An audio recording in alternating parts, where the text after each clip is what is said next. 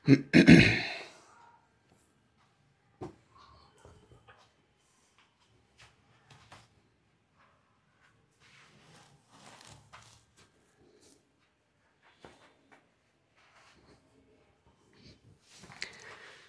আলাইকুম সবাইকে। আজকে আমরা দুইটা ক্লাস অ্যাকচুয়ালি করব। একটা হচ্ছে ভূগোল আর একটা হচ্ছে আমাদের নৈতিকতা, মূল্যবোধ এবং সুশাসন।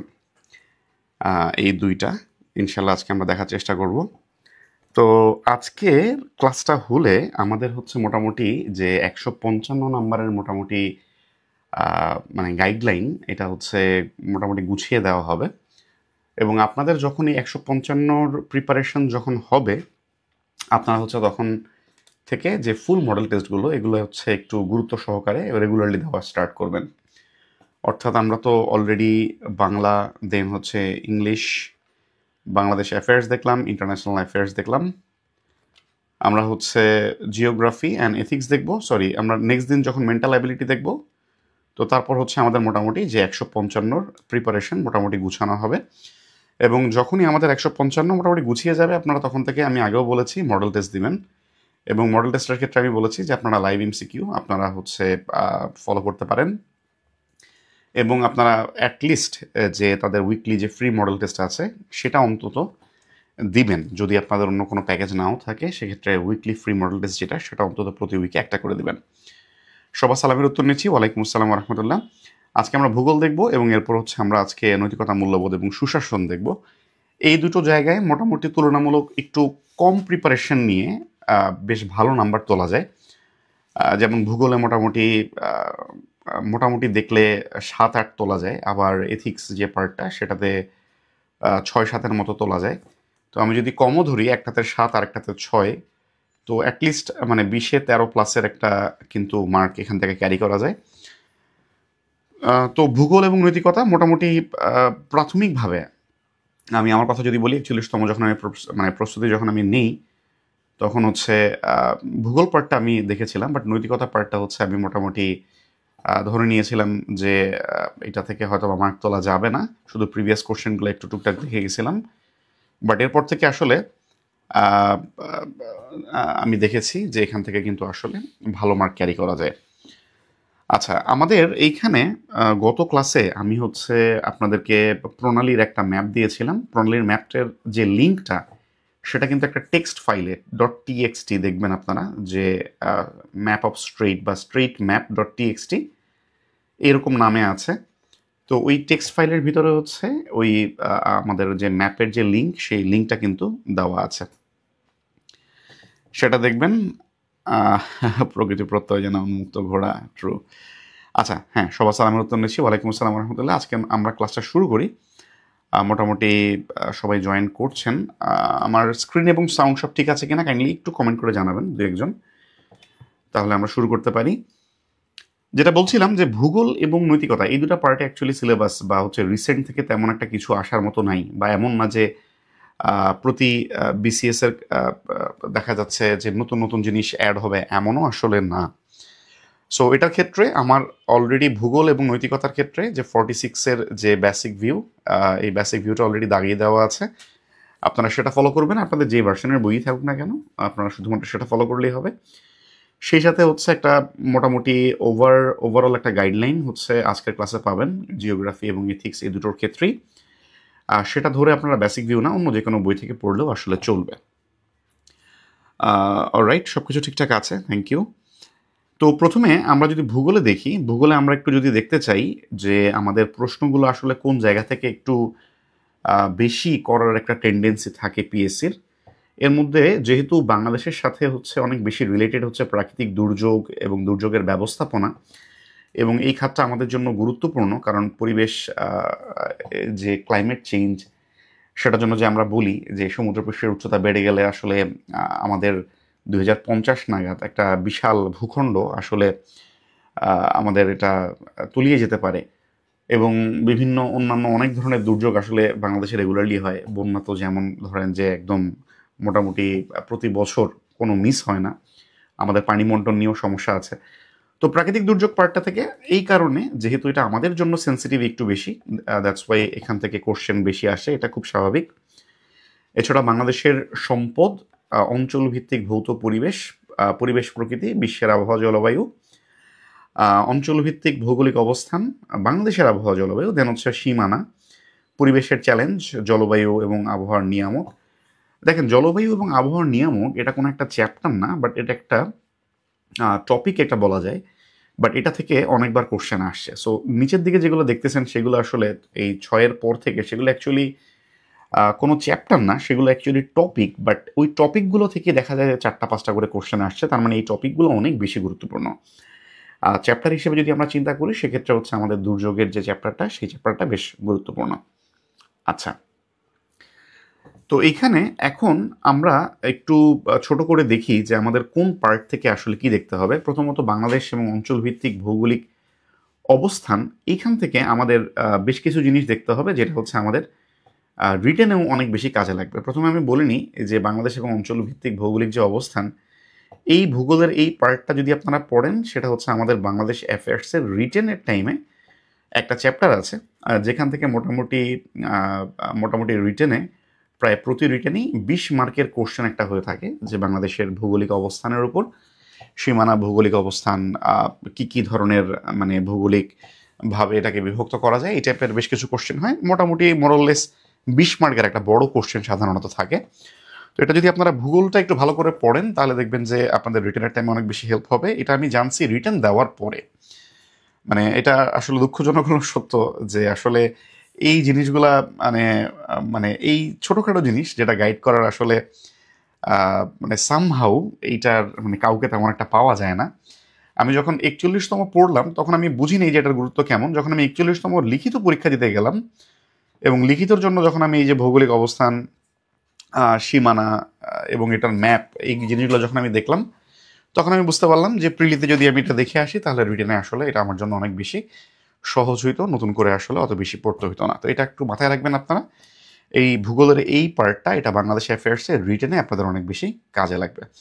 তো বলি এখানের মধ্যে আসলে আমাদের কি কি পড়তে হবে। যেমন প্রথমত বাংলাদেশের অবস্থান। অবস্থান বলতে আসলে অক্ষাংশ, দ্রাঘিমাংশ কত এক্স্যাক্টলি, কত ডিগ্রি, কত মিনিট, এবং বাংলাদেশের মাঝ দিয়ে কিন্তু কর্কট ক্রান্তি রেখা, যেটাকে ট্রপিক অফ ক্যান্সার আমরা বলে থাকি, এটা কিন্তু অতিক্রম করেছে।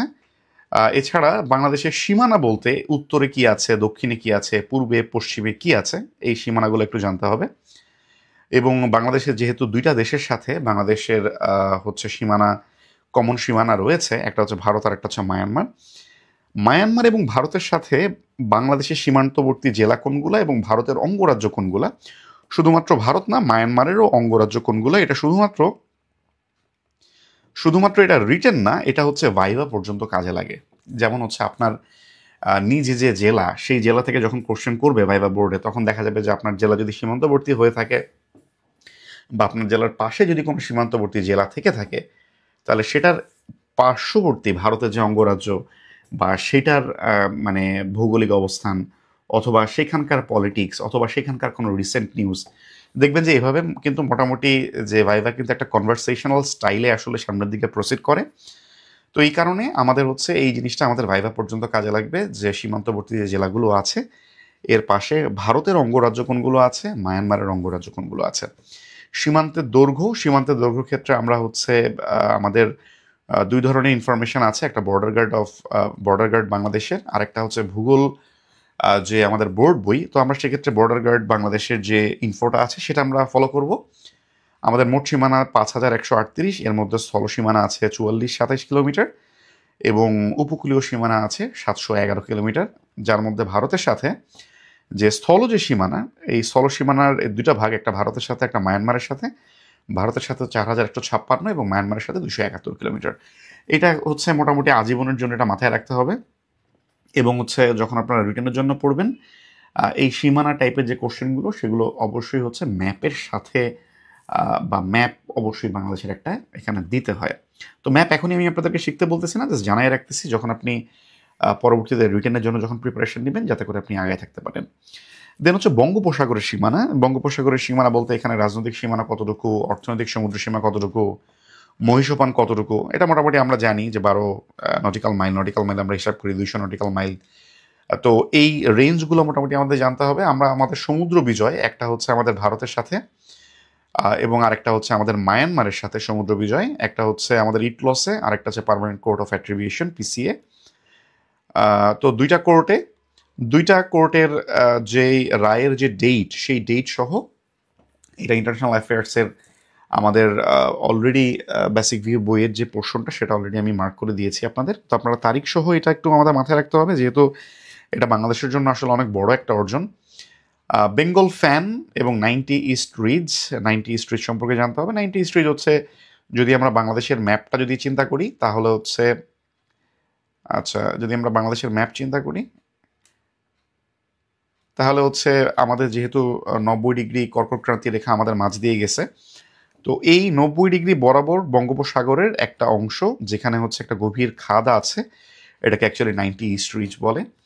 বাংলাদেশের আয়তন জানতে হবে। ছিটমহল রিলেটেড ইনফরমেশন। ছিটমহল হচ্ছে ইন্ডিয়া, এবং এই ইন্ডিয়াতে কতগুলো বাংলাদেশের ছিল, বাংলাদেশের কতগুলো ইন্ডিয়াতে ছিল, বিনিময়ের পরে কার কতটুকু অর্জন হলো, এই ইনফরমেশনগুলো জানতে হবে। এগুলো বাংলাদেশের ভৌগোলিক অবস্থানের সাথে রিলেটেড। এবং 3 বিঘা করিডর, যেটা 3 বিঘা করিডর সম্পর্কে জানবেন। স্পেশালি হচ্ছে এটার যে 3 বিঘা যে বলা হয়, এটার রিজন হচ্ছে এর আয়তন খুবই কম, 178/85 মিটার। এই ইনফরমেশনটা জানতে হয়, এখান থেকে মোটামুটি বেশ মানে কোশ্চেন সাধারণত আসে। আচ্ছা, দেন হচ্ছে আমাদের, যেহেতু আমাদের ইয়াটা হচ্ছে বাংলাদেশ এবং অঞ্চলভিত্তিক ভৌগোলিক অবস্থান, এই চ্যাপ্টারের মধ্যে আরও কিছু ইনফরমেশন, যেমন হচ্ছে যেহেতু আমাদের অক্ষাংশ দ্রাঘিমাংশ এই বিষয়গুলো জানতে হয়। আমাদের এই পোর্শনে হচ্ছে যেহেতু আমরা উত্তর গোলার্ধে পড়ছি, উত্তর গোলার্ধের ক্ষেত্রে দীর্ঘতম ক্ষুদ্রতম দিনরাত সমান কোন ডেটগুলো, এটা একটু জানতে হবে। সে একই সাথে দক্ষিণ গোলার্ধে কোনটা সেটাও একটু জানতে হবে। সো উত্তর গোলার্ধ যে কোনো একটা জানলে দক্ষিণ গোলার্ধে অ্যাকচুয়ালি তার অপোজিটটা হয়। আহ্নিক গতি, বার্ষিক গতি, কোনটা কিসের কারণে আসলে রেসপন্সিবল, বা কোনটার কোন বিষয়টাকে নিয়ন্ত্রণ করে, একটা দিন রাতকে নিয়ন্ত্রণ করে, একটা জলবায়ুকে নিয়ন্ত্রণ করে। আরেকটা হচ্ছে সৌরজগতের বিভিন্ন তথ্য, কাছের গ্রহ কোনটা, দূরের গ্রহ কোনটা, বড় গ্রহ কোনটা, ছোট গ্রহ কোনটা, নিকটতম নক্ষত্র কোনটা, এই ধরনের কিছু বেসিক ইনফরমেশন। এগুলো অবশ্য আমাদের ছোটবেলায় আমরা অনেক সময় পড়ে আসছি, এগুলো হচ্ছে আমাদের এই চ্যাপ্টারের মধ্যে ইনক্লুডেড, এগুলো একটু দেখতে হবে আমাদের। এরপরে যেটা হচ্ছে জোয়ার ভাটার মধ্যে কিছু টার্ম আছে, যেমন তেজ কটাল, মরা কটাল, এটা কখন হয়, এবং হচ্ছে যেমন তেজ কটাল হচ্ছে পূর্ণিমা এবং অমাবস্যা তিথি, এই দুটো টাইমে হয়। এবং মরা কটালটা হচ্ছে অমাবস্যা এবং পূর্ণিমার অষ্টম তিথিতে। একটা হচ্ছে যেদিন পূর্ণিমা এবং যেদিন অমাবস্যা, একদম এক্স্যাক্টলি ওই দিনে তেজ কটাল হয়। আর হচ্ছে মাঝামাঝি যে ডেটটা, অর্থাৎ অষ্টম তারিখে হচ্ছে আমাদের একটা মরা কটাল হয়, যেটা হচ্ছে জোয়ার এবং ভাটার যে সক্রিয়তা সেটা হচ্ছে তুলনামূলকভাবে অনেক কম থাকে। আর তেজ কটালে হচ্ছে নাম শুনেই বুঝতে পারতেছেন অনেক সিভিয়ার হয়। দেন হচ্ছে বৈশ্বিক বিভিন্ন গুরুত্বপূর্ণ সীমারেখা, এটা কিন্তু আমাদের ইন্টারন্যাশনাল অ্যাফেয়ার্সের ভূ রাজনীতি যে চ্যাপ্টার, সেটি চ্যাপ্টারেরই অংশ। আপনারা দেখবেন জিওগ্রাফির পার্টে আপনারা দেখবেন যে অনেক কিছুর সাথে অনেক মিল পাবেন। প্রিলির অনেক সিলেবাসের সাথে মিল পাবেন, আবার রিটেনের অনেকগুলোর সাথে আবার মিল পাবেন। তো সেক্ষেত্রে দেখবেন যে অনেক কিছু আপনার মানে আগের অনেক টপিক থেকে হয়তো বা আপনার পড়া আছে, এটা আপনার কাজে লাগবে। যেমন গুরুত্বপূর্ণ যে সীমারেখাগুলো আমি মার্ক করে দিয়েছি সেগুলো তো দেখবেনই। এর মধ্যে Maginot line, Durand line, line of control, line of actual control, McMahon line, Mannerheim line, Radcliffe line, এইগুলো একটু গুরুত্ব দিয়ে দেখবেন। দেন হচ্ছে প্রণালী যখন আপনারা দেখবেন, আমি লিস্টে যে প্রণালীগুলো একটু দিয়েছি, সেই প্রণালীগুলো আমি গত ক্লাসে আমি আপনাদেরকে একটা স্ট্রেইটের ম্যাপ দিয়েছি, Google map, strait map, Google map. সেই গুগল ম্যাপে কিন্তু আমি অলরেডি আপনাদেরকে দেখিয়ে দিয়েছি যে গুগল ম্যাপে কিভাবে হচ্ছে জাস্ট হচ্ছে আমি সবগুলো পিন পয়েন্ট করে দিয়েছি। জাস্ট ওই প্রণালীর উপর ক্লিক করলে তার আশেপাশের দুইটা যে স্থলভাগ কি আছে এবং তার দুই পাশের যে জলভাগ কি আছে, এটা কিন্তু খুব সহজে আপনারা দেখে নিতে পারবেন এবং খুব ইজিলি আপনারা মনে রাখতে পারবেন দীর্ঘদিন। এর মধ্যে হরমুজ, বাবাল মানদেব, ফরমুজা, দার্দালিনিস, বসফরাস, কার্চ প্রণালী হচ্ছে আপনারা জানেন রিসেন্ট হচ্ছে ইউক্রেন রাশিয়া কনফ্লিক্ট, এই কারণে কার্চ প্রণালীটা আলোচনায় চলে আসছে। দেন জিব্রাল্টার প্রণালী, তাইওয়ান প্রণালী, এগুলো হচ্ছে মোটামুটি বেশ গুরুত্বপূর্ণ। সো লিস্টে যেগুলো আছে অন্তত হচ্ছে সেই প্রণালীগুলো আপনারা ম্যাপ থেকে তার আশেপাশের ভৌগোলিক অর্থাৎ যে ভূমণ্ডল কোনগুলো পড়েছে এবং এর আশেপাশের যে পানিমণ্ডল কোনগুলো পড়েছে সেগুলো একটু দেখবেন। এরপর হচ্ছে GPS, GIS, geographic information system, geographic positioning system, এগুলোর ফুল ফর্ম জানবেন। কিছু মানচিত্র স্কেলিং আছে, বৃহৎ স্কেল মানচিত্র বা ক্ষুদ্র স্কেল মানচিত্র, এই মানচিত্রগুলোর স্কেলিংয়ের মাপ এটা একটু জানতে হবে। আলোকবর্ষ হচ্ছে শুনলে যদিও মনে হয় যে বর্ষ মানে হচ্ছে হয়তো বা টাইমের কোনো একটা ইউনিট, বাট এটা হচ্ছে দূরত্বের ইউনিট। এবং দূরত্বটা কতটুকু, যেহেতু আমাদের হচ্ছে ক্যালকুলেটর আসলে ইউজ করা যায় না, যদিও এটা ক্যালকুলেটরে আমরা ইজিলি গুণটুন করে বের করা যায়, বাট যেহেতু আমরা প্রিলিতে হচ্ছে ক্যালকুলেটর ইউজ করতে পারবো না, আমাদের আলোকবর্ষের যে মানটা সেটা আমাদেরকে একটু মুখস্থ রাখতে হবে, 9.46 × 10⁻12 কিলোমিটার।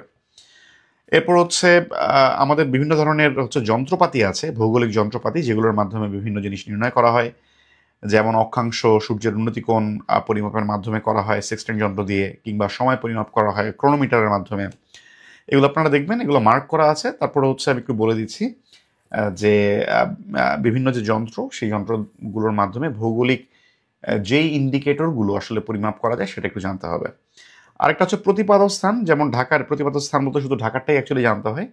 যেমন প্রতিপাদক স্থান বলতে বোঝায় যে যদি আমরা এটাকে পৃথিবী চিন্তা করি, তাহলে পৃথিবীর এই পাশে যদি ঢাকা হয়, তাহলে ঠিক এই পাশ বরাবর যদি আমি একদম ঠিক পৃথিবীর ওই পাশটাতে যেতে পারতাম, তাহলে ওই পাশে যেই অংশটা বা যেই অঞ্চলটা সেটাকে বলা হয় মানে প্রথম বিন্দুর প্রতিপাদক স্থান। যেমন ঢাকার, অর্থাৎ আমি যদি অন্যভাবে যদি চিন্তা করি যে যদি পৃথিবীটাকে এই বরাবর একটা ফুটা করতে পারতাম এবং ঠিক বরাবর পৃথিবীর উল্টা পাশে যদি দেখতে পারতাম কি আছে, তাহলে এটাকে আমি বলবো হচ্ছে এই স্থানটার প্রতিপাদক স্থান। যেমন ঢাকার প্রতিপাদক স্থান পড়ছে হচ্ছে আসলে প্রশান্ত মহাসাগরে ঠিক অপোজিটে যদি আমরা দেখি, এবং এটা চিলির কাছাকাছি, অর্থাৎ দক্ষিণ আমেরিকা মহাদেশের চিলি, এই চিলির কাছাকাছি অঞ্চলে পড়েছে, কিন্তু এটা প্রশান্ত মহাসাগরে অ্যাকচুয়ালি পড়েছে ঢাকার প্রতিপাদক স্থান। তো এই অধ্যায়ের মধ্যে যেগুলো আমরা একটু আলোচনা করলাম, যেগুলো যেগুলো দেখতে হবে, তার মধ্যে মনে করেন যে আপনার মানে বেশি রিভিশন করতে হবে বা একটু বেশি গুরুত্ব দিয়ে দেখতে হবে যে অংশগুলা বা যেগুলো থেকে বেশি কোশ্চেন আসে আসলে, সেটা হচ্ছে বাংলাদেশের সীমানা, বাংলাদেশের সীমান্ত, বঙ্গোপসাগরের সীমানা, আমাদের সমুদ্র বিজয়, সৌরজগতের বড় ছোট, বৃহত্তম ক্ষুদ্রতম, ঠিক আছে, উষ্ণতম গ্রহ, এই ইনফরমেশনগুলো দেখতে হবে। উত্তর এবং দক্ষিণ গোলার্ধের ছোট বড় দিনগুলো দেখতে হবে এবং প্রণালী ইনফরমেশনটা দেখতে হবে। তাহলে দেখবেন যে মোটামুটি এই অধ্যায়ের মেজরিটি কোশ্চেন হচ্ছে জাস্ট এই 5টা পোর্শন পড়লে কমন পাওয়া যায়। আচ্ছা, আমি মোটামুটি ইলাবোরেট কী পড়বেন সেটাও বললাম, আবার হচ্ছে বেশি গুরুত্বপূর্ণ যে টার্ম সেগুলো একটু আলাদা করে দিচ্ছি। এটা হচ্ছে আপনাদের রিভিশনের সুবিধার জন্য। এটা এমন না যে শুধুমাত্র এটা পড়বেন, আপনাদের হাতে যথেষ্ট সময় আছে। এমন যদি হয়তো যে সময় একেবারেই নাই, তাহলে আমি বলতাম যে শুধুমাত্র বেশি গুরুত্বপূর্ণ অংশগুলো পড়বেন। আপনারা সবই পড়বেন যেগুলো আমি আপনাদেরকে আলোচনা করলাম, বাট বেশি গুরুত্বপূর্ণ বা গুরুত্ব দিয়ে বা বারবার রিভিশন দিবেন লাস্টের দিকে এই অংশগুলো। পরবর্তী চ্যাপ্টার হচ্ছে অঞ্চল ভিত্তিক ভৌত পরিবেশ এবং সম্পদ। এখান থেকে বিভিন্ন শিলা যে উদাহরণগুলো একটু দেখতে হয়, যেমন আগ্নেয় শিলা, পাললিক শিলা, রূপান্তরিত শিলা, এগুলোর হচ্ছে এক্সাম্পল। যেহেতু রূপান্তরিত শিলা রূপান্তরিত হয়, এটা কোন ফর্ম থেকে কোন ফর্মে রূপান্তরিত হয় সেগুলো একটু জানতে হবে। যেমন কয়লা থেকে গ্রাফাইট, চুনা পাথর সেখান থেকে মার্বেল, গ্রানাইট থেকে নিস, হ্যাঁ, বেলে পাথর থেকে কোয়ার্টজ, এই ট্রান্সফরমেশন কোনটা থেকে কোনটা হচ্ছে এটা একটু জানতে হবে। পাললিক শিলার এক্সাম্পল জানতে হবে, যেমন চুনা পাথর, বেলে পাথর, কয়লা, এগুলো হচ্ছে পাললিক শিলা। আরেকটা হচ্ছে আগ্নেয় শিলা, এবং আগ্নেয় শিলাগুলোর মধ্যে দুইটা ক্যাটাগরি আছে, একটা হচ্ছে বহিজ এবং আরেকটা হচ্ছে অন্তজ। তো বহিজগুলোর এক্সাম্পল এবং অন্তজগুলোর এক্সাম্পল, বহিজগুলোর মধ্যে ব্যাসল্ট, রায়ালাইট, এবং অন্তজের মধ্যে গ্রানাইট এবং ডলোরাইট আছে। এখান থেকে বেশি গুরুত্বপূর্ণ হচ্ছে আসলে রূপান্তরিত শিলা এবং বহিজ এবং অন্তজ যে আগ্নেয় শিলা, এখান থেকে বেশি কোশ্চেন সাধারণত হয়ে থাকে। দেন হচ্ছে আগ্নেয়গিরি, যেহেতু আমরা আগ্নেয় শিলা নিয়ে কথা বললাম, আগ্নেয়গিরির ক্লাসিফিকেশন দেখতে হয়। মোটামুটি ওয়ার্ল্ডে যতগুলো আগ্নেয়গিরি আছে এগুলোকে 3টা ভাগে ভাগ করা যায়। একটা হচ্ছে সক্রিয়, যেটা হচ্ছে অ্যাক্টিভলি এখন যে লাভা উদ্গীরণ হচ্ছে। সুপ্ত আগ্নেয়গিরি, যেগুলো দিয়ে বেশ কিছু বছর ধরে লাভা উদ্গীরণ বন্ধ আছে, বাট যে কোনো সময় আবার স্টার্ট হতে পারে, এমন একটা সিচুয়েশন। এবং যেগুলো হচ্ছে অনেক দীর্ঘদিন ধরে হচ্ছে সুপ্ত, মানে দীর্ঘদিন ধরে এখান থেকে আগ্নেয়গিরি হচ্ছে না এবং সামনেও আগ্নেয়গিরি হওয়ার সম্ভাবনা নাই, সেগুলোকে আমরা মৃত বলতেছি। এগুলোর প্রত্যেকটার হচ্ছে এক্সাম্পল দেখতে হবে, যে এক্সাম্পলগুলো আছে। যেমন সক্রিয়র মধ্যে হচ্ছে হাওয়াই দ্বীপে আছে, সুপ্তর মধ্যে জাপানের ফুজিয়ামা আছে, মৃতর মধ্যে ইরানের কোহি সুলতান আছে। দেন হচ্ছে নদী সম্পর্কে জানতে হবে। নদী সম্পর্কে নদীর কিছু টার্মিনোলজি আছে, যেমন দোয়াব, নদীর সংযম। দেন হচ্ছে নদীর কিছু সঞ্চয়জাত ভূমিরূপ আছে, নদীর কিছু ক্ষয়জাত ভূমিরূপ আছে। এটা মোটামুটি বোঝাই যাচ্ছে নদী থেকে যে পলিগুলো, সেই পলিগুলো একসাথে জমাটবদ্ধ হতে হতে হতে হতে যদি কোনো একটা ভূখণ্ড তৈরি করে, তো সেগুলোকে আমরা বলি সঞ্চয়জাত ভূমিরূপ। যেমন আমাদের বাংলাদেশ কিন্তু একটা বদ্বীপ, এই বদ্বীপটা কিন্তু আসলে সঞ্চয়জাত একটা ভূমিরূপ, আরেকটা হচ্ছে ক্ষয়জাত ভূমিরূপ। সো ক্ষয়জাত যে ভূমিরূপগুলো সেগুলো অ্যাকচুয়ালি জলপ্রপাত অথবা ক্যানিয়ন, অর্থাৎ নদীর যে পলি বা অন্যান্য যে নদীর মানে সেডিমেন্টারি যে অংশে যা থাকে সেগুলো ক্ষয়প্রাপ্ত হতে হতে সেখানে যেগুলো গঠিত হয় সেগুলো হচ্ছে ক্ষয়জাত ভূমিরূপ। এবং বাংলাদেশ হচ্ছে, আমি কেবলই বললাম, এটা হচ্ছে পৃথিবীর বৃহত্তম বদ্বীপ।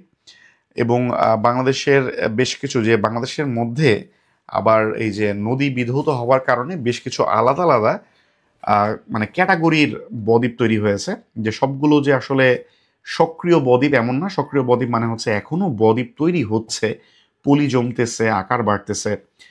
কিছু আছে মৃতপ্রায়, মানে অলমোস্ট হচ্ছে, মানে আর হচ্ছে না। কিছু আছে মোটামুটি এগুলো বদ্বীপ হওয়া কমপ্লিট হয়ে গেছে, এটার আর সামনের দিকে প্রসিড করার চান্স নাই, এগুলো হচ্ছে পরিণত বদ্বীপ। এছাড়া কিছু হচ্ছে জোয়ার ভাটা এবং উপজলীয় বদ্বীপ। তো জোয়ার ভাটা বদ্বীপ যেখানে হচ্ছে রেগুলারলি জোয়ার ভাটার পানি ঢুকে, আর উপজলীয় উপকূলীয় অঞ্চলে এই ধরনের বদ্বীপ দেখা যায়। এটা হচ্ছে বাংলাদেশের মধ্যেই যে বদ্বীপগুলো আছে সেগুলোকেই এই ধরনের বিভিন্ন অংশে ভাগ করা যায়, এটা একটু আমাদের জানতে হবে। দেন হচ্ছে কেবলই আমি বললাম যে জলপ্রপাত, এই যে জলপ্রপাত এটা হচ্ছে নদীর ক্ষয়জাত একটা ভূমিরূপ। জলপ্রপাতগুলোর মধ্যে হচ্ছে বাংলাদেশের জলপ্রপাতগুলোর একটু নাম একটু জানবেন। দেন হচ্ছে বিশ্বের সবচেয়ে বড় জলপ্রপাত নায়াগ্রা, অবস্থানটা একটু জানবেন। দেন হচ্ছে পর্বত। পর্বতের মধ্যে হচ্ছে আমাদের বিভিন্ন ধরনের যে পর্বতের শ্রেণী বিভাগ, এবং প্রত্যেকটা শ্রেণী বিভাগের এক্সাম্পল, যেমন ভঙ্গিল পর্বত, আগ্নেয় পর্বত এবং চ্যুতিস্তূপ যে পর্বত, সেই পর্বতগুলোর এক্সাম্পল দেখবেন যে এই ক্যাটাগরির পর্বত কোথায় আছে বা কি নামে আছে। দেন আরেকটা খুবই ইম্পর্টেন্ট, যে রিসেন্ট বিসিএসগুলোতে দেখা যায় যে মরুভূমি।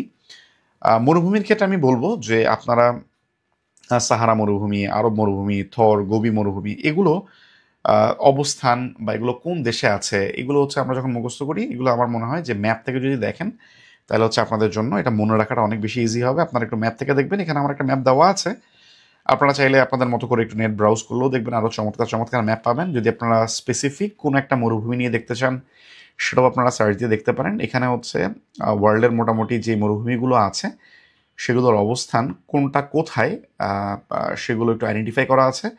আপনারা মরুভূমিগুলোর নাম দেখবেন এবং মোটামুটি কিন্তু এখান থেকে একটা আইডিয়া পেয়ে যাবেন আসলে মরুভূমিটা কোথায় আছে। দেন ওই মরুভূমিটা আপনারা বই থেকে পড়বেন। সো এটা একটু ম্যাপ ফলো করবেন।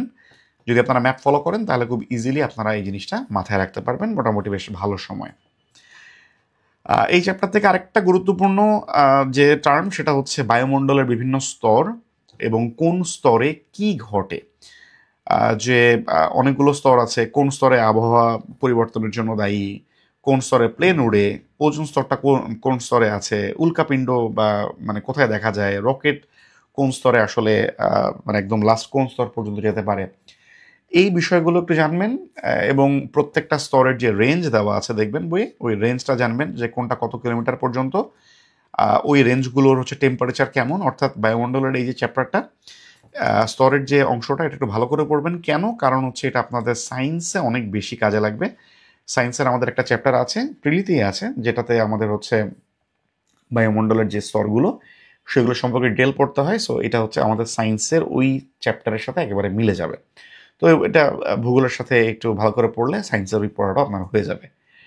দেন আমাদের ঝর্ণা সম্পর্কে একটু জানতে হয়। ঝর্ণা বলতে হচ্ছে মোটামুটি বাংলাদেশের বিখ্যাত যে ঝর্ণাগুলো আছে সেগুলোর অবস্থান, এটা থেকেও প্রিলিতে কোশ্চেন এর আগেও হয়েছে, সাধারণত হয়ে থাকে। এর মধ্যে হিমছড়ি, সীতাকুণ্ড, এগুলো একটা ঠান্ডা পানির একটা গরম পানির ঝর্ণা, দ্যাটস ওয়াই এই দুটো গুরুত্বপূর্ণ। আরেকটা বিষয় হচ্ছে এছাড়াও যে ঝর্ণাগুলো আছে সেগুলোর অবস্থান, এবং দেখবেন যে আমাদের ঝর্ণাগুলো সাধারণত পাহাড়ি এলাকায়, খুবই স্বাভাবিক, ঝর্ণা হইতে হলে তো পাহাড় লাগবে, এবং সাধারণত এই কারণে দেখা যায় সিলেট কিংবা পার্বত্য চট্টগ্রাম অঞ্চলে, স্পেশালি রাঙামাটি, খাগড়াছড়ি, বান্দরবন, কক্সবাজার, এই অঞ্চলটাতে ঝর্ণাগুলোর অবস্থান, বিখ্যাত যে ঝর্ণাগুলো সেগুলোর অবস্থানটা একটু দেখে নেবেন। এখন আসি যে এই চ্যাপ্টারের মধ্যে যদি আপনি রিভিশন দিতে যান তখন কোন আসলে টপিকগুলো একটু ভালো করে পড়বেন, যেখান থেকে আর কি কোশ্চেন মানে সাধারণত একেবারেই মিস হয় না। প্রথমত হচ্ছে বায়ুমণ্ডলের স্তর, যেটা বললাম, এটা আপনার সায়েন্সের পড়াকেও হেল্প করবে। আগ্নেয়গিরির প্রকারভেদ, এটা থেকে প্রিলিতে প্রায় কোশ্চেন আসে। আগ্নেয়গিরির প্রকারভেদ উদাহরণ এবং শিলার প্রকারভেদ উদাহরণ, যেটা বললাম, এর মধ্যে আগ্নেয় যে বহিজ এবং অন্তজ শিলা আছে, এবং রূপান্তরিত শিলা কোনটা থেকে কোনটা কনভার্ট হচ্ছে, এবং বাংলাদেশের বদ্বীপ, যেহেতু এটা বাংলাদেশের সাথে রিলেটেড এবং পৃথিবীর বৃহত্তম বদ্বীপ এই কারণে। এবার আমরা দেখি পরিবেশ সম্পদ এবং আমাদের যে প্রধান চ্যালেঞ্জগুলো। এর মধ্যে বাংলাদেশের ভূপ্রকৃতি এই যে চ্যাপ্টারটা, এই চ্যাপ্টারটা হচ্ছে মোটামুটি যে বাংলাদেশের ভূপ্রকৃতির যে পোর্শনটা, সেখান থেকে ইউজুয়ালি দেখা যায় যে মাঝে মধ্যেই 20 নম্বরের রিটার্নে, মানে বাংলাদেশ অ্যাফেয়ার্সের রিটার্নের 20 নম্বরের কোশ্চেন দেখা যায় যে এখান থেকে দিয়ে দেয়। তো এখানে প্রথমত হচ্ছে আমাদের ভূপ্রকৃতিগতভাবে আমাদের সমগ্র দেশকে 3টা ভাগে মোটামুটি ভাগ করা যায়, টারশিয়ারি, প্লাইস্টোসিন এবং সমভূমি।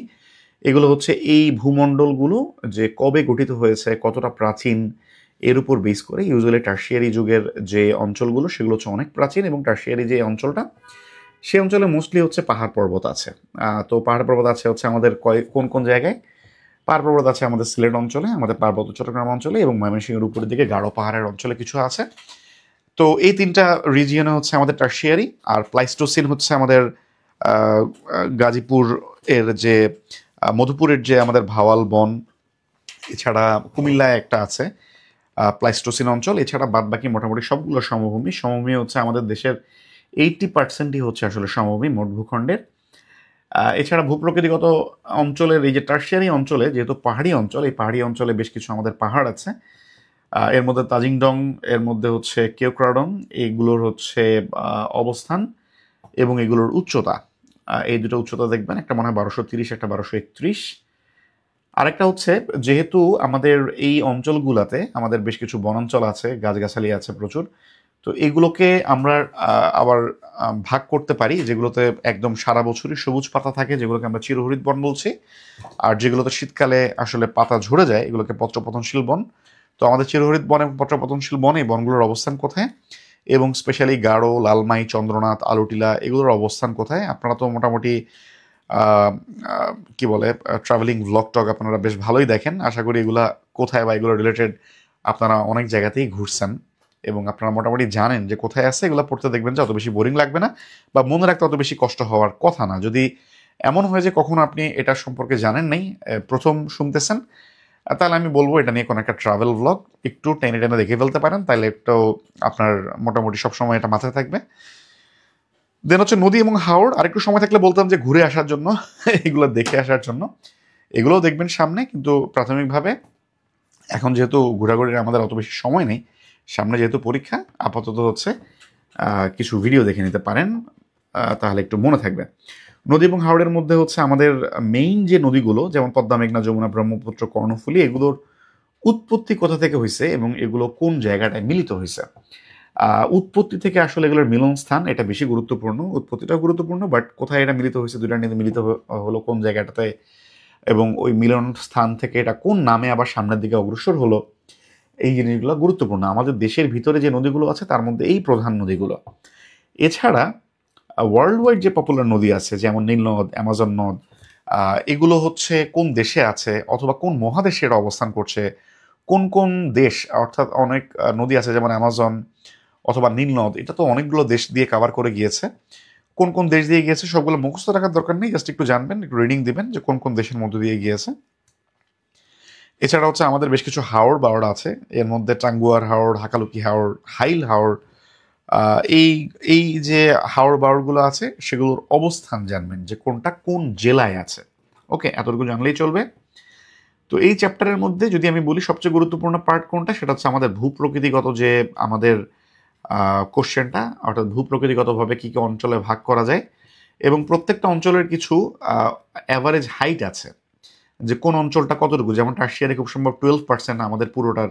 প্লাইস্টোসিন হচ্ছে 8%, এবং বাকি 80% সমভূমি। টারশিয়ারি অঞ্চলের যে পাহাড়গুলো আছে এদের গড় উচ্চতা কত, প্লাইস্টোসিন অঞ্চলের যে আমাদের যে এরিয়াগুলো সেটার গড় উচ্চতা কত, এবং বাদ বাকিগুলো তো সমভূমি। তো এখান থেকে যে ইনফরমেশনগুলো সেগুলো একটু পড়বেন, এটা আপনাদের রিটেনে অনেক অনেক অনেক কাজে লাগবে।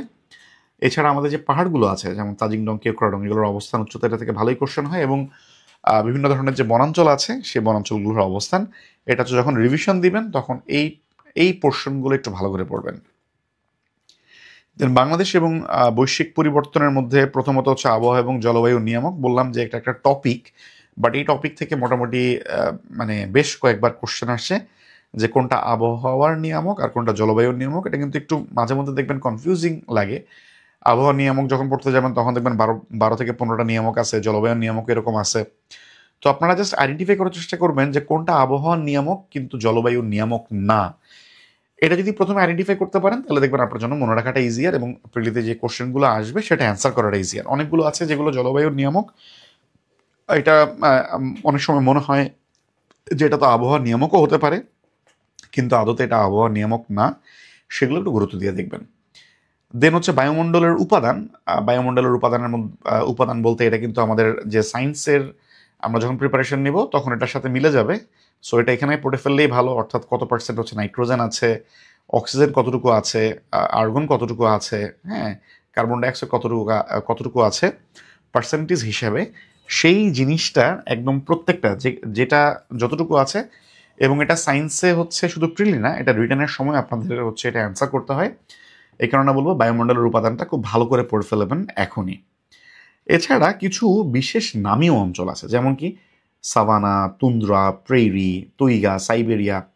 তো যেমন কোশ্চেন ইউজুয়ালি যেরকম হয় যে সাভানা অঞ্চলটা কোথায় বা প্রেরি অঞ্চলটা আসলে কোথায়। সো এই বিশেষ অঞ্চলগুলো এটার মানে কোনটা কোন অঞ্চলে এটা একটু জানতে হবে। আরেকটা হচ্ছে বায়ু প্রবাহ। অ্যাকচুয়ালি বায়ু বলতে বায়ু প্রবাহ আসলে বায়ু প্রবাহের মধ্যে হচ্ছে আমাদের বেশ কিছু টার্মিনোলজি আছে। যেমন বায়ু প্রবাহের ক্ষেত্রে যে আমাদের 40 ডিগ্রি থেকে 47 ডিগ্রি পর্যন্ত, মানে এটা অক্ষাংশ আর কি, এই অক্ষাংশে যেই মানে পশ্চিমা বায়ু এটা অনেক দ্রুত বেগে আসলে এটা প্রবহমান হয়, যেটাকে বলা হয় গর্জনশীল চল্লিশা। আবার হচ্ছে আরেকটা হচ্ছে হর্স ল্যাটিচিউড, অশ্ব অক্ষাংশ বলা হয় 30 থেকে 35 ডিগ্রি অক্ষাংশ, এটাকে বলা হয় হচ্ছে হর্স ল্যাটিচিউড বা অশ্ব অক্ষাংশ। এটার কারণ হচ্ছে এই 30 থেকে 35 ডিগ্রি রেঞ্জে আসলে বায়ু প্রবাহ তুলনামূলকভাবে অনেক কম থাকে, যে কারণে প্রাচীন যুগে যখন হচ্ছে এই যে পালতোলার উপর পুরোটা ডিপেন্ডেন্ট ছিল, ইঞ্জিনের উপর কোনোটা না, যে বায়ু প্রবাহের সাথে মানে ডিরেকশন মিল রেখে হচ্ছে জাহাজগুলো চলাচল করতো। তো 30 থেকে 35 ডিগ্রি এই অঞ্চলে বায়ু প্রবাহ অনেক কম থাকার কারণে জাহাজগুলো সামনের দিকে প্রসিড করতে অনেক কষ্ট হইতো। তো যে কারণে দেখা যেত যে ওই জাহাজটাকে হালকা করার চেষ্টা করতো তারা বিভিন্ন অপ্রয়োজনীয় জিনিসপত্রগুলো ফেলে দিয়ে। তো এর মধ্যে দেখা যেত যে জিনিসপত্র ফেলে দেওয়ার পরও যখন হচ্ছে না, তখন শেষ পর্যন্ত তারা বাধ্য হয়ে তাদের যে ঘোড়া ছিল সেই ঘোড়াগুলোকেও তারা ফেলে দিতে বাধ্য হইতো, সো দ্যাট হচ্ছে জাহাজটা একটু হালকা হয় এবং যে সীমিত যে বায়ুপ্রবাহ সে সীমিত বায়ুপ্রবাহে সামনের দিকে যেতে পারে। তো এই কারণে এটাকে অশ্ব অক্ষাংশ বা হর্স ল্যাটিচিউড বলা হয়। এই দুটার হচ্ছে ডিগ্রিটা একটু জানা থাকতে হবে। এছাড়া হচ্ছে আইসোথার্ম, আইসোহাইট, অর্থাৎ উষ্ণীয় উষ্ণতা সম্পন্ন যে এলাকা এগুলোকে আইসোথার্ম, অথবা আইসোহাইট হচ্ছে মানে সমবৃষ্টিভাবাপন্ন যে এলাকা, এগুলো সম্পর্কে একটু জানবেন। গ্রিন হাউস গ্যাসগুলোর নাম জানবেন। গ্যাসগুলোর নাম যখন জানবেন তো গ্যাসগুলোর নামের সাথে হচ্ছে এটা সংকেতটাও জানবেন। এটা হচ্ছে CO2, আচ্ছা এই যে এগুলো একটু নিচে হবে আর কি, CH4 N2O, এরপর হচ্ছে O3 CFC, হ্যাঁ, এবং CFCর ফুল ফর্মটাও জানবেন, এটা আপনাদের সায়েন্সেও কাজে লাগবে। আরেকটা হচ্ছে বাংলাদেশের শীতলতম স্থান এবং উষ্ণতম স্থান, একটা হচ্ছে লালপুর নাটোরের, আর একটা হচ্ছে সিলেটের লালাখাল। আপনারা মোটামুটি সবাই জানেন এই শীতলতম স্থান কোনটা, উষ্ণতম স্থান কোনটা, এটা থেকে মোটামুটি কোশ্চেন আসে, এটা একটু পড়তে হবে। তো ওভারঅল এই চ্যাপ্টার থেকে যদি আমরা বলি যে কোশ্চেন কোন অংশটা থেকে সবচেয়ে বেশি আসে, সেটা যদি বলি সেটা হচ্ছে আবহাওয়া এবং জলবায়ুর নিয়ামক এই পোর্শন। এই সিঙ্গেল একটা টার্ম থেকে অনেক কোশ্চেন আসে। বায়ুমণ্ডলের উপাদান, যেটা হচ্ছে সায়েন্সের সাথে মিল আছে, আইসোথার্ম, আইসোহাইট, এগুলো নিয়ে ঘুরে ফিরে কোশ্চেন থাকে, এবং গ্রিন হাউস যে গ্যাসগুলো আছে সেই গ্যাসগুলোর নাম প্রিলিতে প্রচুর কোশ্চেন হয়েছে, যে নিচের কোনটা গ্রিন হাউস গ্যাস না, অথবা নিচের কোনটা গ্রিন হাউস গ্যাস। তো সাধারণত দেখা যায় যে মানে কাছাকাছি কোনো একটা এলিমেন্টের নাম দিয়ে দেয় আপনাদেরকে কনফিউজ করার জন্য। তো গ্রিন হাউস গ্যাস এখান থেকে মোটামুটি ভালো কোশ্চেন হয়। যখন আপনারা রিভিশন দিবেন একদম পরীক্ষার আগের লাস্ট উইকে, তখন হচ্ছে আপনারা জাস্ট এই যে গুরুত্বপূর্ণ অংশ আমি যেগুলোকে বলতেছি সেই জিনিসগুলো একটু বারবার করে দেখবেন। দেন হচ্ছে প্রাকৃতিক দুর্যোগ, যেখান থেকে অনেক কোশ্চেন হয়েছে। আমাদের প্রাকৃতিক দুর্যোগের মধ্যে প্রাকৃতিক দুর্যোগ আসলে কোনগুলো, মানব সৃষ্ট আপদ আসলে কোনগুলো, এই দুটোর মধ্যে পার্থক্য জানতে হবে। বন্যা হচ্ছে আমাদের জন্য একদম, যেটা বললাম যে প্রতি বছরই মানে খুবই কমন, যে এমন কোনো বছর নাই যে আমাদের দেশে বন্যা হয় না। ছোট থেকে শুরু করে মাঝারি, বড়, হ্যাঁ, বৃহৎ পরিসরে। যেমন রিসেন্ট টাইমে তো আমাদের 2023-এই মানে সিভিয়ার বন্যা হয়ে গেল সারা দেশে আসলে। তো বন্যা নিয়ন্ত্রণের জন্য আমাদের কিছু প্রতিষ্ঠান আছে, কিছু প্ল্যান আছে, যেমন এফসিডিআই অথবা ফ্লাড অ্যাকশন প্ল্যান আছে, এগুলো সম্পর্কে একটু জানবেন। যেমন এগুলো কোন মিনিস্ট্রির আন্ডারে, বা হচ্ছে এগুলোর মানে যদি এগুলোর কোনো রিসেন্ট কোনো অ্যাকশন তারা নিয়ে থাকে সেগুলো একটু জানতে হবে। স্পেশালি হচ্ছে সাধারণত ইলাবোরেশনটা বেশি আসে, যেমন এফসিডিআই, এটা হচ্ছে পানি উন্নয়ন বোর্ডের আন্ডারে, মানে ইলাবোরেশন অর্থাৎ অ্যাব্রিভিয়েশনটা জানতে মানে জানতে চায়। আরেকটা হচ্ছে তিস্তা বাঁধ প্রকল্প। তিস্তা বাঁধ প্রকল্প হচ্ছে আমাদের রংপুর, লালমনিরহাট এবং নীলফামারী এই অঞ্চলটা জুড়ে হচ্ছে একটা প্রকল্প হচ্ছে। এটা হচ্ছে আমাদের জন্য মোটামুটি গুরুত্বপূর্ণ। এছাড়া হচ্ছে কালবৈশাখী ঝড়, যেটা হচ্ছে আমাদের বাংলাদেশে মৌসুমি বায়ুর প্রভাবে কালবৈশাখী ঝড় হচ্ছে আমাদের এখানে খুবই কমন। স্পেশালি হচ্ছে বৈশাখ মাসে আমরা সাধারণত এটা দেখে থাকি, চৈত্র বৈশাখের দিকে।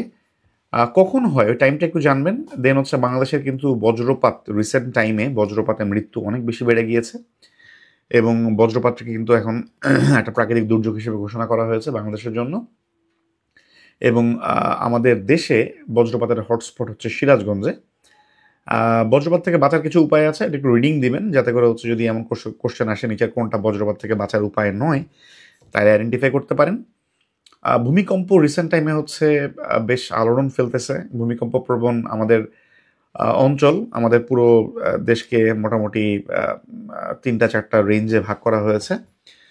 তো ভূমিকম্প প্রবণ অঞ্চলে এই যে 3টা রেঞ্জ, ওই 3টার মধ্যে একটু দেখবেন যে কোন অঞ্চলগুলো কোথায় আছে, ম্যাপ একটু দেখলেই বুঝতে পারবেন। এবং বিগত সালের আমাদের যে মানে খুব সিভিয়ার যে ভূমিকম্পগুলো হয়েছে সেগুলো সম্পর্কে একটু জানবেন। যেমন 1787 সালে ভূমিকম্পে ব্রহ্মপুত্র নদের গতিপথই পরিবর্তন হয়ে গিয়েছে। চিন্তা করতে পারেন কত সিভিয়ার ভূমিকম্প ছিল, যে একটা নদীর গতিপথ পরিবর্তন করে দিয়েছে। এছাড়া 1997 ছিল 15তে নেপালের পোখারে হয়েছে, এবং রিসেন্ট টাইমে কিন্তু বেশ কিছু ভূমিকম্প আসলে ওয়ার্ল্ডের বিভিন্ন জায়গায় হয়েছে, মরক্কোতে হয়েছে, আরও বিভিন্ন জায়গায় হয়েছে রিসেন্ট টাইমেও। সেগুলো একটু জানবেন। যেমন কয়েকদিন আগে তো তিব্বতে আসলে ভূমিকম্প হয়ে গেল। তো ভূমিকম্প সেক্টর থেকে আসলে রিসেন্ট টাইমে যে ভূমিকম্পগুলো হয়েছে সেগুলো সম্পর্কে একটু ওয়াকিবহাল থাকবেন। আর ঐতিহাসিক যে ভূমিকম্পগুলো, যেমন 1787 কথা যেটা বললাম, সেটা দেখবেন। আরেকটা হচ্ছে ঘূর্ণিঝড়। ঘূর্ণিঝড়গুলোর মধ্যে আমাদের বিভিন্ন ঐতিহাসিক ঘূর্ণিঝড় এবং রিসেন্ট ঘূর্ণিঝড় এবং এই ঘূর্ণিঝড়গুলোর নাম, যেমন গোর্কি আছে, ম্যারিয়ন আছে, সিডর, আইলা, আমপান, এগুলো আছে। সো বিভিন্ন সালের ঘূর্ণিঝড়গুলোর নাম জানবেন। আরেকটা হচ্ছে ঝড়ের নামকরণ যে প্রতিষ্ঠান করে থাকে সেই প্রতিষ্ঠানের নাম জানবেন, ফুল ফর্ম জানবেন, এবং হচ্ছে এটা সদর দপ্তর জানবেন। আরেকটা হচ্ছে আমাদের যে দুর্যোগ ব্যবস্থাপনা, সেই দুর্যোগ ব্যবস্থাপনার জন্য আমাদের নদী বন্দর এবং সমুদ্র বন্দরে সতর্ক সংকেত দেখাতে বলা হয়। আমাদের নদী বন্দরের জন্য 4টা সতর্ক সংকেত আছে, আর সমুদ্র বন্দরের জন্য আমাদের 11টা সতর্ক সংকেত আছে। সো এই জিনিসগুলা একটু দেখবেন।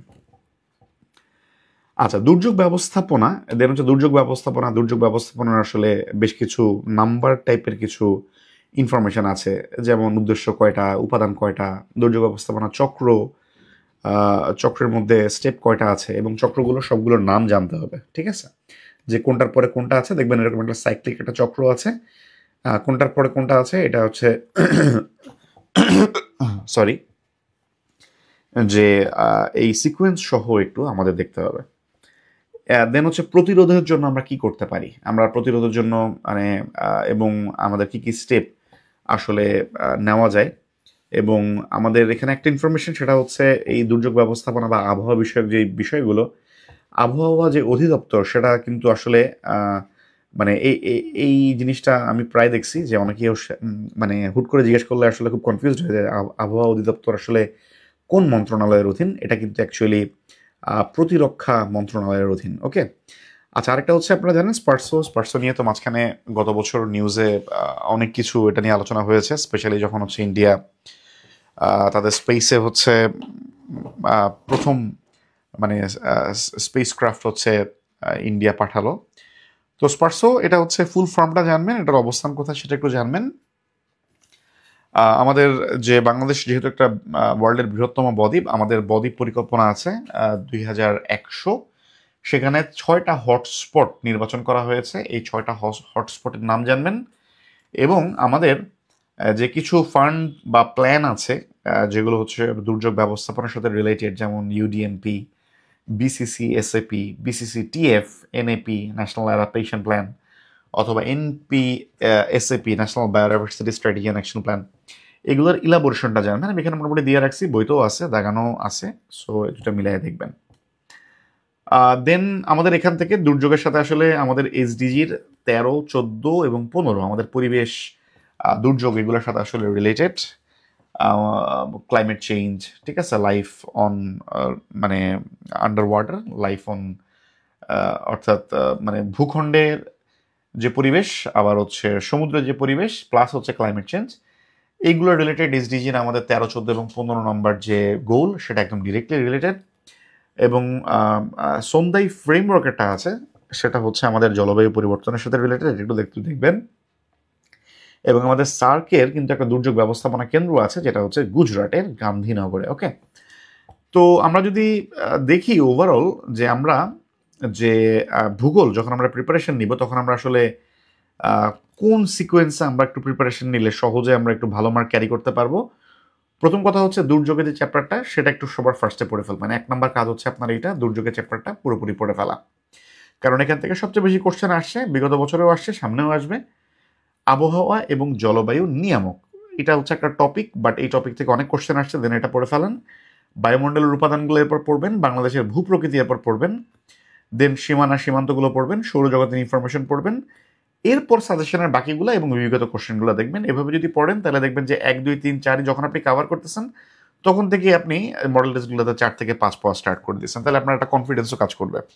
এই সিকোয়েন্সটা কেন দিলাম, কারণ এই সিকোয়েন্স অনুযায়ী পড়লে আপনার দেখা যাবে যে মানে ওই অল্প পড়ে মার্কের ডেন্সিটি এখানে অনেক বেশি, মার্ক আপনি ভালো ক্যারি করবেন এবং আপনার মধ্যে একটা ভালো কনফিডেন্স আসবে, আপনার কাছে মনে হবে যে না অনেক দূর পড়ছি। সো ভূপ্রকৃতি পর্যন্ত পড়লেই দেখবেন 4-5টার মতো আপনি মডেল টেস্টগুলোতে 10টার মধ্যে 4-5টা কমন পাওয়া শুরু করছেন। তো এরপরে যখন বাকিগুলো পড়বেন এবং তখন দেখবেন আস্তে আস্তে 6, 7, 8 এভাবেও পাচ্ছেন। তো এটা হচ্ছে আমাদের ভূগোল চ্যাপ্টার, ভূগোল সম্পর্কে আমাদের গাইডলাইন। আজকে আমরা 2টা ক্লাস নিচ্ছি। ভূগোলটা তো মোটামুটি আমরা একটা আলোচনা করলাম, আমরা নৈতিকতা, মূল্যবোধ এবং সুশাসন এটাও আমরা হচ্ছে আজকে দেখব। নৈতিকতা, মূল্যবোধ এবং সুশাসন থেকে আমি প্রথমে বলে রাখি, আমার এই স্লাইডটা হচ্ছে মাত্র 29, তার মধ্যে তো আমাদের ইন্ট্রো স্লাইড আছে, আবার থ্যাংক ইউ স্লাইড আছে, সো ওই দুটো বাদ দিলে মোটামুটি মাত্র 27টার মতো স্লাইড আছে। এই 27টা স্লাইড, সবগুলো স্লাইড আবার লেখাও এমন আহামরি না যে খুব বেশি, বাট আপনারা যদি শুধুমাত্র এই স্লাইডের কন্টেন্ট পড়ে যান, অর্থাৎ এই মাত্র 27টা স্লাইডে যা আছে তা পড়ে যান, তারপরেও দেখবেন আপনারা মডেল টেস্টে যে 5, 6 বা এর বেশিও নাম্বার পাবেন, ঠিক আছে। তো আপনারা যদি বই নাও ধরেন, তাও দেখবেন যে আপনারা শুধুমাত্র নৈতিকতা, মূল্যবোধ, সুশাসন এই পিডিএফ এর যে শুধুমাত্র অংশটুকু, অতটুকু পড়লেই দেখবেন যে আপনারা বেশ ভালো নাম্বার পাওয়া শুরু করছেন। এছাড়া তো হচ্ছে আমি বইয়ে যেগুলো দাগাই দিচ্ছি সেগুলো একটু দেখবেন, তাহলে দেখবেন যে আরো ভালো মার্ক পাওয়ার একটা পসিবিলিটি আপনাদের বেড়ে যাবে।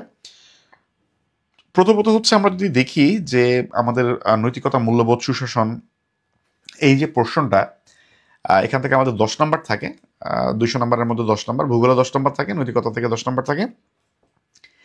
এইখানের মোটামুটি গুরুত্বপূর্ণ টপিকের মধ্যে থাকে হচ্ছে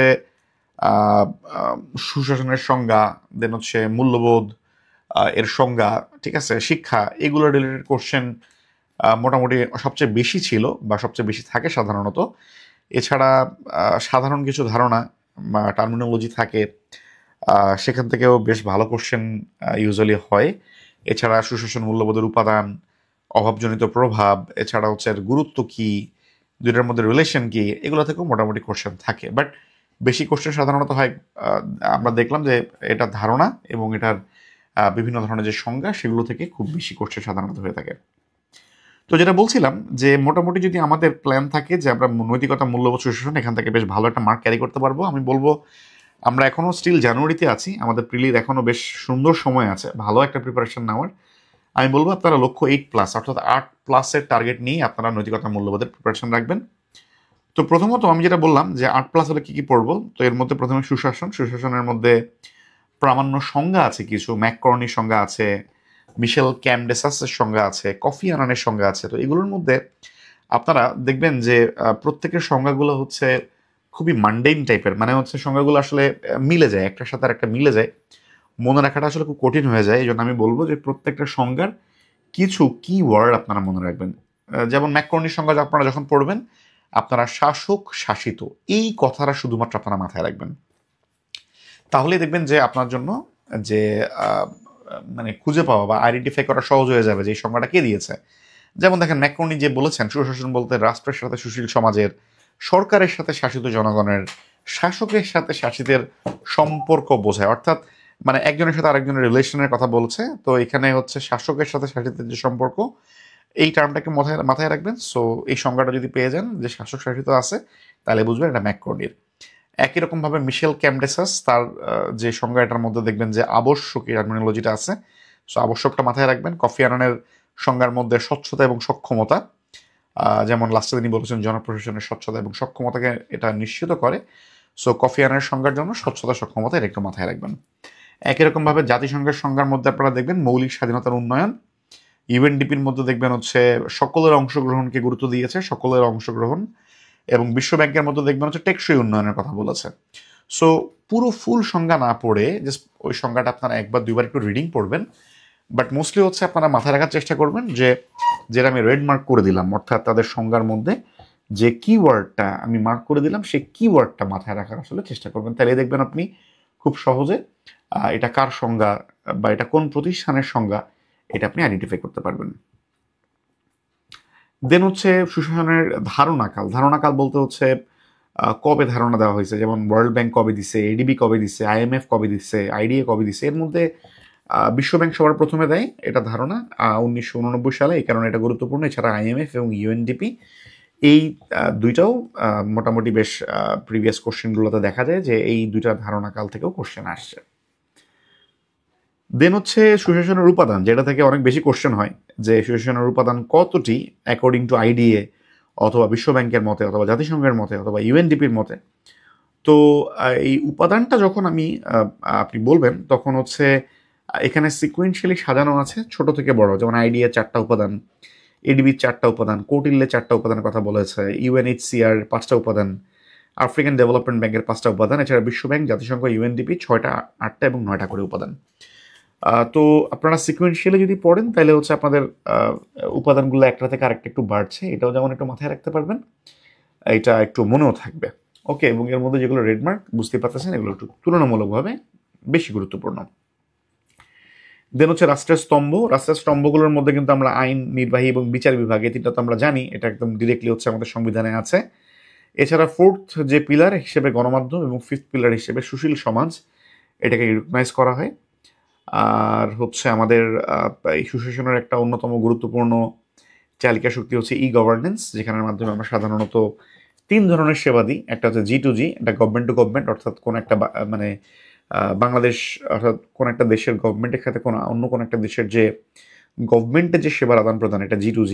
এছাড়া হয় G2B, কোন একটা দেশের গভর্নমেন্টের সাথে যদি দেখা গেল যে সে for example Bangladesh government Google থেকে কোন একটা প্রোডাক্ট সে কিনলো, অর্থাৎ পলিসি লেভেলের ইউজ করার জন্য, তো সেটা হবে মানে গভর্নমেন্ট টু বিজনেস, অর্থাৎ যেহেতু আদার যে এন্টিটি সেটা একটা বিজনেস এন্টিটি।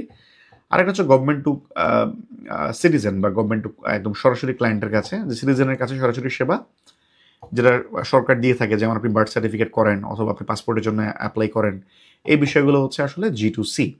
তো 3 ধরনের সেবা এবং কোনটা কী ধরনের সেবা একটা এক্সাম্পল দেখবেন। এছাড়া হচ্ছে A2I, যেটা হচ্ছে বর্তমানে প্রধানমন্ত্রী না, বর্তমানে যেহেতু প্রধান উপদেষ্টা আছেন, এটা হচ্ছে বর্তমানে প্রধান উপদেষ্টা কার্যালয়ের আন্ডারে, এটা একটু মাথায় রাখবেন। তত্ত্বাবধায়ক সরকারের অধীনে হচ্ছে প্রধান উপদেষ্টা থাকেন এবং নির্বাচিত সরকারের অধীনে হচ্ছে আমাদের প্রধানমন্ত্রী থাকেন। সো যেহেতু এখন হচ্ছে এটা থাকবে হচ্ছে প্রধান উপদেষ্টার কার্যালয়ের আন্ডারে।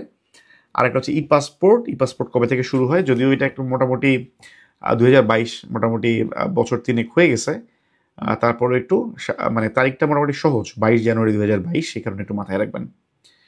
মূল্যবোধের পোর্শন থেকে আমাদের মূল্যবোধের কিছু বেসিক মানে সাধারণ কিছু ধারণা আছে, যেমন মানুষের আচরণ পালনকারী নীতি ও মানদণ্ড।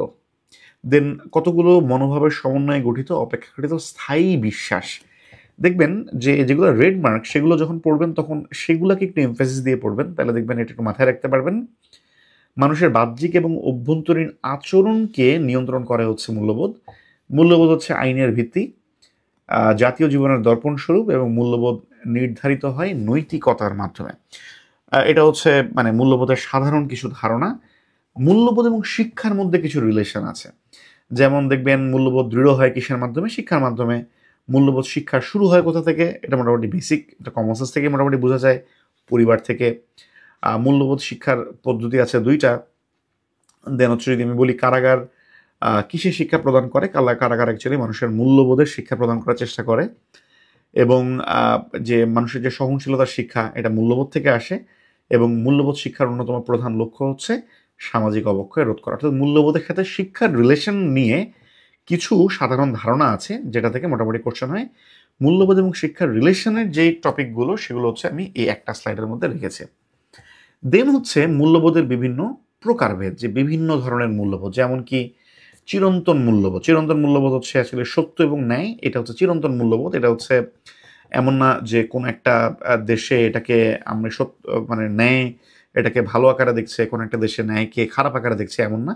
এটা চিরন্তন, বা এমনও না যে পাস্টে এটাকে খারাপ আকারে দেখা হইতো, বর্তমানে এটা ভালো। ন্যায় এবং সত্য এটা হচ্ছে আজীবনই চিরন্তন, এবং এই কারণে এই দুটো হচ্ছে চিরন্তন মূল্যবোধ। এবং প্রত্যেকটা শিশু বা প্রত্যেকটা ইন্ডিভিজুয়াল হচ্ছে একজন ব্যক্তিগত মূল্যবোধ নিয়ে জন্মায়। ব্যক্তির মূল্য এবং মর্যাদার স্বীকৃতি দেয় হচ্ছে তার পেশাগত মূল্যবোধ, এবং আরেকটা সুকোমল বৃত্তির প্রকাশের মূল্যবোধ হচ্ছে নান্দনিক মূল্যবোধ। এটা মোটামুটি বোঝা যায়, সুকোমল বৃত্তি স্বাভাবিক, এটা নান্দনিক মূল্যবোধের আন্ডারে পড়বে। এটা হচ্ছে যে বিভিন্ন ধরনের মূল্যবোধ, অর্থাৎ মূল্যবোধ মানে ব্যক্তিগত, চিরন্তন, পেশাগত বিভিন্ন ধরনের মূল্যবোধ থেকেও যে কোশ্চেনগুলো হয়, সেটা হচ্ছে আপনারা এই স্লাইডটাতে দেখতে পারবেন। দেন হচ্ছে মূল্যবোধের কিছু পরিবর্তনশীলতা আছে, যেমন বয়সের সাথে চেঞ্জ হয়, এবং পরিবর্তনশীলতা মূল্যবোধের একটা মানে অন্যতম প্রধান একটা বৈশিষ্ট্য। এবং সংস্কৃতির সাথে এর একটা রিলেশন আছে, যেমন মূল্যবোধের চালিকা শক্তি হচ্ছে সংস্কৃতি, এবং যেহেতু চালিকা শক্তি, তাহলে যে দেশগুলোর সংস্কৃতি অনেক পুরাতন, সে দেশের মূল্যবোধও অনেক পুরাতন। যেমন চীন এবং ভারতের সংস্কৃতি বা আমাদের উপমহাদেশের সংস্কৃতি, এটা হচ্ছে অনেক পুরাতন সংস্কৃতি, এবং এই কারণে যে আমাদের দেশের যে মূল্যবোধ, সেটা কিন্তু অনেক অনেক পুরনো। দেন হচ্ছে রাষ্ট্রীয় জীবনে মূল্যবোধ। রাষ্ট্রীয় জীবনে মূল্যবোধের এটা হচ্ছে দিক নির্দেশক হিসেবে কাজ করে হচ্ছে সংবিধান। এবং মানে সরকারি যে কোনো সিদ্ধান্ত যখন প্রণয়ন করতে যাবে যে গভর্নমেন্ট এমপ্লয়িরা, তখন কিছু মূল্যবোধ আছে যেগুলো হচ্ছে বিশেষভাবে গুরুত্বপূর্ণ, যে সরকারি সিদ্ধান্ত প্রণয়নের ক্ষেত্রে এটা থেকে মোটামুটি কোশ্চেন আসে।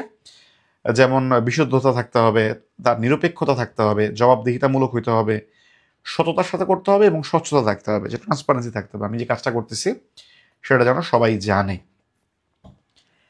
দেন হচ্ছে মূল্যবোধের উপাদান। এই মূল্যবোধের উপাদান আছে মোটামুটি 10টা। এই 10টা এখানে দেওয়া আছে, একটু রিডিং দিবেন বেশ কয়েকবার। ইউজুয়ালি এখান থেকে যে কোশ্চেনটা হয়ে থাকে যে নিচের কোনটা মূল্যবোধের উপাদান না। আমরা সুশাসনের উপাদানও দেখছি। সুশাসনের যে উপাদান, সেগুলো কিন্তু প্রত্যেকটা প্রতিষ্ঠানে, একটা প্রতিষ্ঠানে একটা বলছে, কেউ বলছে 4টা, কেউ বলছে 6টা, কেউ বলছে 8টা, কেউ আবার 9টাও বলছে। বাট ইউজুয়ালি মূল্যবোধের উপাদান মোটামুটি এটাতে সবাই একমত যে মোটামুটি 10টা, এটা হচ্ছে মূল্যবোধের উপাদান। এই উপাদানগুলো একটু কয়েকবার একটু রিডিং দিবেন, যাতে করে কোনটা মূল্যবোধের উপাদান না, এটা আসলে যাতে অ্যান্সার করতে পারেন। দেন হচ্ছে মূল্যবোধের শ্রেণী বিভাগ। হ্যাঁ, শ্রেণী বিভাগের মধ্যে কি আছে? যেমন সামাজিক মূল্যবোধ আছে, রাজনৈতিক মূল্যবোধ আছে, গণতান্ত্রিক মূল্যবোধ আছে। যেমন দেখেন, আপনি সামাজিক জীব হিসেবে যদি বসবাস করেন, তাইলে আপনি দেখবেন যে আপনি আপনার প্রতিবেশীর সাথে আপনি সদাচরণ করবেন, আপনি শৃঙ্খলা বজায় রাখার চেষ্টা করবেন, সৌজন্যতা বোধ দেখাবেন, আপনি সৎ থাকার চেষ্টা করবেন, এবং আপনি ন্যায় থাকবেন। তো এগুলো দেখেন, আপনি সামাজিক জীব হিসেবে আপনি বসবাস করতে চাইলে কোনো একটা সমাজে এই মূল্যবোধগুলো আসলে লাগে। আপনি একটু যদি চিন্তা করেন যে শিষ্টাচার, সততা, ন্যায়পরায়ণতা, সহনশীলতা, শৃঙ্খলা এবং সৌজন্যবোধ, এগুলো হচ্ছে আমরা একটা সামাজিক জীব হিসেবে এই মূল্যবোধগুলো আমাদের মধ্যে থাকা হচ্ছে একান্ত প্রয়োজন, এবং এই কারণে এগুলোকে আমরা বলবো হচ্ছে সামাজিক মূল্যবোধ। ওকে, কিছু আছে রাজনৈতিক মূল্যবোধ। এখন দেখেন, রাজনৈতিক মূল্যবোধের মধ্যে যে এক্সাম্পলগুলো, সেগুলো দেখলেই বুঝতে পারবেন এটা হচ্ছে রাজনৈতিক আমাদের মানে বিভিন্ন যে স্বাধীনতা বা রাজনৈতিক যে বিভিন্ন মানে কি বলে আমাদের করণীয় বর্জনীয়, সেগুলোর সাথে কিন্তু আসলে রিলেটেড। যেমন দেখেন, সংখ্যালঘিষ্ঠের প্রতি সংখ্যাগরিষ্ঠের সহিষ্ণু আচরণ স্বাভাবিক, এটা একটা রাজনৈতিক একটা মতাদর্শ। বিরোধী দলের মতকে প্রচার এবং প্রসারের সুযোগ প্রদান, বিরোধী দলকে রাজনৈতিক কর্মকাণ্ডে বাধা প্রদান না করা, ইলেকশন হলে এটা জয় পরাজয় মেনে নেওয়া, রাজনৈতিক সততা, জবাবদিহিতা, আইনসভাকে কার্যকর করতে সহায়তা করে, প্রত্যেকটা দেখেন পলিটিক্সের সাথে রিলেটেড। সো এখান থেকে ইজিলি আপনারা আইডেন্টিফাই করতে পারবেন এটা হচ্ছে রাজনৈতিক মূল্যবোধ। ওকে, দেন হচ্ছে গণতান্ত্রিক মূল্যবোধ। গণতান্ত্রিক মূল্যবোধ দেখেন, এর মধ্যে আছে হচ্ছে আমাদের আত্মসংযম, আইনের শাসন, সহমর্মিতা, নাগরিক সচেতনতা। নাগরিক যদি সচেতন না হয়, গণতান্ত্রিক দেশ তো আসলে মানে একদম উচ্ছন্নে যাবে যদি সচেতন না হয়। জবাবদিহিতা থাকতে হবে, আপনার দায়িত্বশীলতার পরিচয় দিতে হবে। সো এই বিষয়গুলো মোটামুটি এগুলো একটু দেখলেই বুঝতে পারবেন যে আমরা দেশের নাগরিক হিসেবে যেগুলো আমাদের করা প্রয়োজন। উপরেরটা আমি বললাম হচ্ছে আমাদের মানে সামাজিকভাবে আমাদের বেঁচে থাকার জন্য বা সামাজিক জীব হিসেবে আমাদের যেগুলো করণীয়, আর এগুলো হচ্ছে আমাদের একটা দেশের নাগরিক হিসেবে, অর্থাৎ আমরা বাংলাদেশি হিসেবে যেগুলো আমাদের করা প্রয়োজন। রাষ্ট্রের প্রতি আমাদের যে দায়িত্ব বা আমাদের যে আচার ব্যবহার যেমন হওয়া দরকার, যে মূল্যবোধগুলো ধারণ করা দরকার, সেগুলো হচ্ছে গণতান্ত্রিক মূল্যবোধ। দেন নীতিবিদ্যার মধ্যে হচ্ছে আমাদের আদর্শ আছে 4টা। এর মধ্যে আমাদের সুখবাদ কিংবা উপযোগবাদ, যেটা হচ্ছে জেরমি বেনথামের হচ্ছে এই জিনিসটা তিনি প্রথম কয়েন করেছিলেন। এবং জেরমি বেনথাম যিনি হচ্ছেন ইংল্যান্ডের। এছাড়া বিচারবাদ, সম্পূর্ণবাদ এবং স্বজ্ঞাবাদ, এগুলো হচ্ছে নীতিবিদ্যার আদর্শ। ইচ্ছার স্বাধীনতার বিরুদ্ধ মতবাদ একটা আছে, যেটাকে অদৃষ্টবাদ বলা হয়। এবং বিখ্যাত নীতিবিজ্ঞানী যে ইমানুয়েল কান্ট, তিনি কিন্তু জার্মান নীতিবিজ্ঞানী। এবং আমাদের দেশে এই নীতিবিদ্যার আন্ডারে জাতীয় শুদ্ধাচার কৌশল চালু করা হয়, ন্যাশনাল ইন্টিগ্রিটি স্ট্র্যাটেজি, NIS। আপনারা দেখবেন যে কোনো গভর্নমেন্ট ওয়েবসাইটে আপনারা যখন যাবেন তখন দেখবেন যে বেশ কিছু, যে কোনো প্রত্যেকটা গভর্নমেন্ট ওয়েবসাইটে কিছু কিছু বক্স আছে। আপনারা তো মানে PSCর ওয়েবসাইটে তো রেগুলারলি যান, ওখানেই যেয়ে দেখবেন যে জাতীয় শুদ্ধাচার কৌশল NIS বলে এরকম একটা বক্স আছে। আবার দেখবেন AP এর একটা বক্স আছে, অ্যানুয়াল পারফরমেন্স এগ্রিমেন্ট, ঠিক আছে। এরপরে দেখবেন হচ্ছে সিটিজেন চার্টার, ঠিক আছে। সিটিজেন চার্টার, হ্যাঁ, এটা নিয়ে দেখবেন একটা বক্স আছে, হ্যাঁ, বা নাগরিক সেবা যেটাকে বলা হয়। তো এগুলো হচ্ছে গভর্নমেন্টের বিভিন্ন অ্যাকশন প্ল্যান বা গভর্নমেন্টের বিভিন্ন পলিসির উপর বেস করে এগুলো প্রত্যেকটা সরকারি প্রতিষ্ঠানে ইন্টিগ্রেট করা। এবং NISটা 2012-তে হচ্ছে ইন্টিগ্রেট করা। এবং NIS এর অধীনে কিন্তু হচ্ছে জাতীয় শুদ্ধাচার কৌশল পুরস্কার দেওয়া হয় ইউজুয়ালি প্রত্যেকটা অর্গানাইজেশন থেকে, সরকারি প্রতিষ্ঠান থেকে, যে সবাই ভোট দিতে পারে যে এই প্রতিষ্ঠানে কাকে সবচেয়ে বেশি শুদ্ধ মনে হয়। এবং এখানে কিন্তু অনেকগুলো ক্রাইটেরিয়া থাকে, শুধুমাত্র এমন না যে সততা, মানে জবাবদিহিতা, এই বিষয়গুলো এখানের মধ্যে আপনার কর্মদক্ষতা বা এই কোশ্চেনগুলো এখানে থাকে, হ্যাঁ, সময়ানুবর্তিতা, এই বিষয়গুলো থাকে। এবং এখানে মজার জিনিস হচ্ছে প্রত্যেকে মার্কিং করতে পারে, ঠিক আছে। আপনি হচ্ছে একজন অফিসের স্টাফ হিসেবে আপনি আপনার বসকে আপনি ইভালুয়েট করতে পারবেন। এবং এটাই হচ্ছে শুদ্ধাচার কৌশলের মূল মানে থিম, এটাই ছিল যে মানুষকে শুদ্ধ আচরণের জন্য উদ্বুদ্ধ করা, একটা প্রতিযোগিতার মতো একটা আয়োজন করা। এবং তাকে দেখা যায় যে যিনি শুদ্ধাচার কৌশল হচ্ছে পুরস্কার পান একটা মানে প্রতিষ্ঠানের, তো তাকে দেখা যায় যে একটা মানে কিছু আর্থিক প্রণোদনা দেওয়া হয়, কিছু হচ্ছে তাকে সংবর্ধনা দেওয়া হয় আলাদা করে, যে সবাইকে ইন্সপায়ার করার জন্য। আচ্ছা, দেন নৈতিকতার কিছু সাধারণ ধারণা আছে। যেমন নৈতিকতার নিয়ন্ত্রক হচ্ছে বিবেক এবং মূল্যবোধ। নৈতিকতার শিক্ষার কোথা থেকে শুরু হয়, লক্ষ্যটা কি, সামাজিক একটা ব্যাপার, এটা ন্যায় অন্যায়ের বিচার মানদণ্ড। এবং নৈতিকতাকে আমরা আইন দ্বারা কখনো ডিটারমাইন করতে পারি না। যেমন সে ফর এক্সাম্পল যে কোনো একজন রাস্তায়, কোনো একজন মানুষ সে কোনো একটা বিপদে পড়ছে, তাকে সাহায্য করা উচিত, আপনি বুঝবেন আপনার নৈতিক আপনার মানদণ্ড দিয়ে। কিন্তু এটা আপনাকে আইন দ্বারা আপনাকে বাধ্য করা যাবে না যে আপনি তাকে হেল্প করতেই হবে। সো এই বিষয়গুলো আসলে আইন দ্বারা আসলে মানে ডিফাইন করা যায় না। এবং উইড্রো উইলসন বলেছেন আইন হচ্ছে রাষ্ট্রের নৈতিক অগ্রগতির দর্পণ, ঠিক আছে। যে আইন দিয়ে বোঝা যায় যে একটা রাষ্ট্র যে মানে কতটুকু নৈতিকতার পথে সে মানে অ্যাকচুয়ালি আছে। যে সাধারণ ধারণাগুলো আছে নৈতিকতার রিলেটেড, সেগুলো একটু দেখবেন। এরপর হচ্ছে আমাদের কিছু আমাদের মানে ওয়ার্ল্ড ফেমাস কিছু নীতিবিদ আছেন এবং আমাদের দার্শনিক আছেন, তাদের সম্পর্কে একটু জানতে হয়। যেমন কার্ল মার্কস, বার্ট্রান্ড রাসেল, তার হচ্ছে বই আছে কিছু, গোবিন্দচন্দ্র দেব তার বই আছে। এবং বাংলাদেশের নৈতিকতার যে প্রবর্তক আরজ আলী মাতব্বর, তার সম্পর্কে একটু জানতে হবে। এখান থেকে কিন্তু মোটামুটি রিসেন্ট BCSও কোশ্চেন হয়েছে যে নবনৈতিকতার প্রবর্তক কে, প্রায়ই কোশ্চেন হয়। আরেকটা হচ্ছে আমাদের সংবিধানে মৌলিক অধিকার, যেই অনুচ্ছেদগুলোতে আমাদের মৌলিক অধিকার দেওয়া হয়েছে, সেই মৌলিক অধিকারের যে অনুচ্ছেদগুলো সেগুলো একটু জানবেন। যে মৌলিক অধিকারের অনুচ্ছেদ হচ্ছে আমাদের 27 নম্বর যে অনুচ্ছেদ, সেখান থেকে 44 নম্বর অনুচ্ছেদ পর্যন্ত বেশ কিছু অনুচ্ছেদ আছে। কোন অনুচ্ছেদে কি আছে, যেমন আইনের চোখে সমতা, ধর্ম প্রভৃতির কারণে বৈষম্য করা যাবে না, নারী পুরুষের সম অধিকার আছে, দেন চলাফেরার স্বাধীনতা আছে, সমাবেশের স্বাধীনতা আছে, এরকম করে হচ্ছে মৌলিক অধিকার বলবৎকরণ 44 নম্বর অনুচ্ছেদে বলা হয়েছে যে মৌলিক অধিকার যদি না পায় কেউ, তাহলে কি করতে পারবে, সে 102 ধারায়, মানে 102 নম্বর যে অনুচ্ছেদ আছে সেই 102 নম্বর অনুচ্ছেদ অনুযায়ী সে মামলা দায়ের করতে পারবে বিচার বিভাগে, সে বিচার বিভাগের দ্বারস্থ হতে পারবে। সো আমাদের সংবিধানে অধিকারের যে টার্মগুলো সেগুলো একটু জানবেন, এগুলো যদিও সংবিধানের সাথে মিলে যাবে। কিছু গুরুত্বপূর্ণ বই আছে, এই বইগুলোর মধ্যে আমি যেগুলো দিয়েছি সেগুলো একটু দেখবেন, যেগুলো একটু রেডমার্ক করা এগুলো একটু আরেকটু গুরুত্ব দিয়ে দেখবেন। এখন এই পুরো নৈতিকতা চ্যাপ্টারটা দেখেন, যতটুকু বললাম এটা হচ্ছে আমাদের নৈতিকতা থেকে বেসিক্যালি এগুলো একটু পড়তে হবে ভালো করে। বেশি গুরুত্বপূর্ণ অংশ যদি আমি একটু আইডেন্টিফাই করে দিতে চাই, তাহলে আমি বলবো যে এখানে সুশাসন, নৈতিকতা এবং মূল্যবোধের সংজ্ঞা কে কোন সংজ্ঞা দিচ্ছেন, যেটা বললাম ওই যেমন ম্যাককর্নি, শাসক শাসিত, মিশেল ক্যাম্পবেল, আবশ্যক, এরকম যে সংজ্ঞাগুলো আছে অর্থাৎ যে কি ওয়ার্ড আছে সেগুলো থেকে একটু মাথায় রাখার চেষ্টা করবেন। কোন সংস্থার আলোকে সুশাসনের উপাদান কয়টা, যে কোনো সংস্থা 4টা বলছে, কোনোটা 6টা, কোনোটা 8টা। আমাদের সংবিধানে সুশাসন নৈতিকতা নিয়ে অনুচ্ছেদ আপনারা জানেন 18 নম্বর যে অনুচ্ছেদ আছে জনস্বাস্থ্য এবং নৈতিকতা, এই আমাদের 18 নম্বর অনুচ্ছেদের মধ্যে কিন্তু জনস্বাস্থ্য এবং নৈতিকতা দুইটা জিনিস অ্যাকচুয়ালি এখানে উল্লেখ করা আছে। এটা হচ্ছে আমাদের নৈতিকতা রিলেটেড অনুচ্ছেদ। সংবিধানে অধিকারের যে অনুচ্ছেদগুলো আছে সেগুলো একটু আগে আলোচনা করলাম, সেগুলো দেখবেন। মূল্যবোধের উপাদান 10টা উপাদানের কথা বলেছি, দেওয়া আছে, এগুলো একটু দেখবেন। সুশাসনের অন্তরায় বা প্রতিবন্ধকতা যেগুলো সেগুলো মোটামুটি একটু কমন সেন্স খাটায় আপনারা বুঝতে পারবেন, যেমন স্বজনপ্রীতি হলে তো সুশাসন থাকবে না, খুবই স্বাভাবিক। দেন হচ্ছে আইনের শাসনের অভাব, ঠিক আছে, এগুলো কিন্তু আসলে সুশাসনের মোটামুটি বেশ ভালো অন্তরায় বা প্রতিবন্ধকতা, ঠিক আছে। আচ্ছা, সুশাসন সম্পর্কিত কিছু আলোচিত গ্রন্থ যেগুলো একটু আমি উল্লেখ করলাম বা হচ্ছে বইয়ে মার্ক করে দেওয়া আছে সেগুলো একটু দেখবেন। আরেকটা হচ্ছে নাগরিক হিসেবে আমাদের অধিকারগুলো কী কী এবং আমাদের কর্তব্যগুলো কী কী সেগুলো একটু জানবেন। এটা হচ্ছে আমাদের মোটামুটি নৈতিকতা, মূল্যবোধ, সুশাসন যে পোর্শনটা আছে সেখান থেকে বেশি গুরুত্বপূর্ণ পোর্শন হচ্ছে এইটা।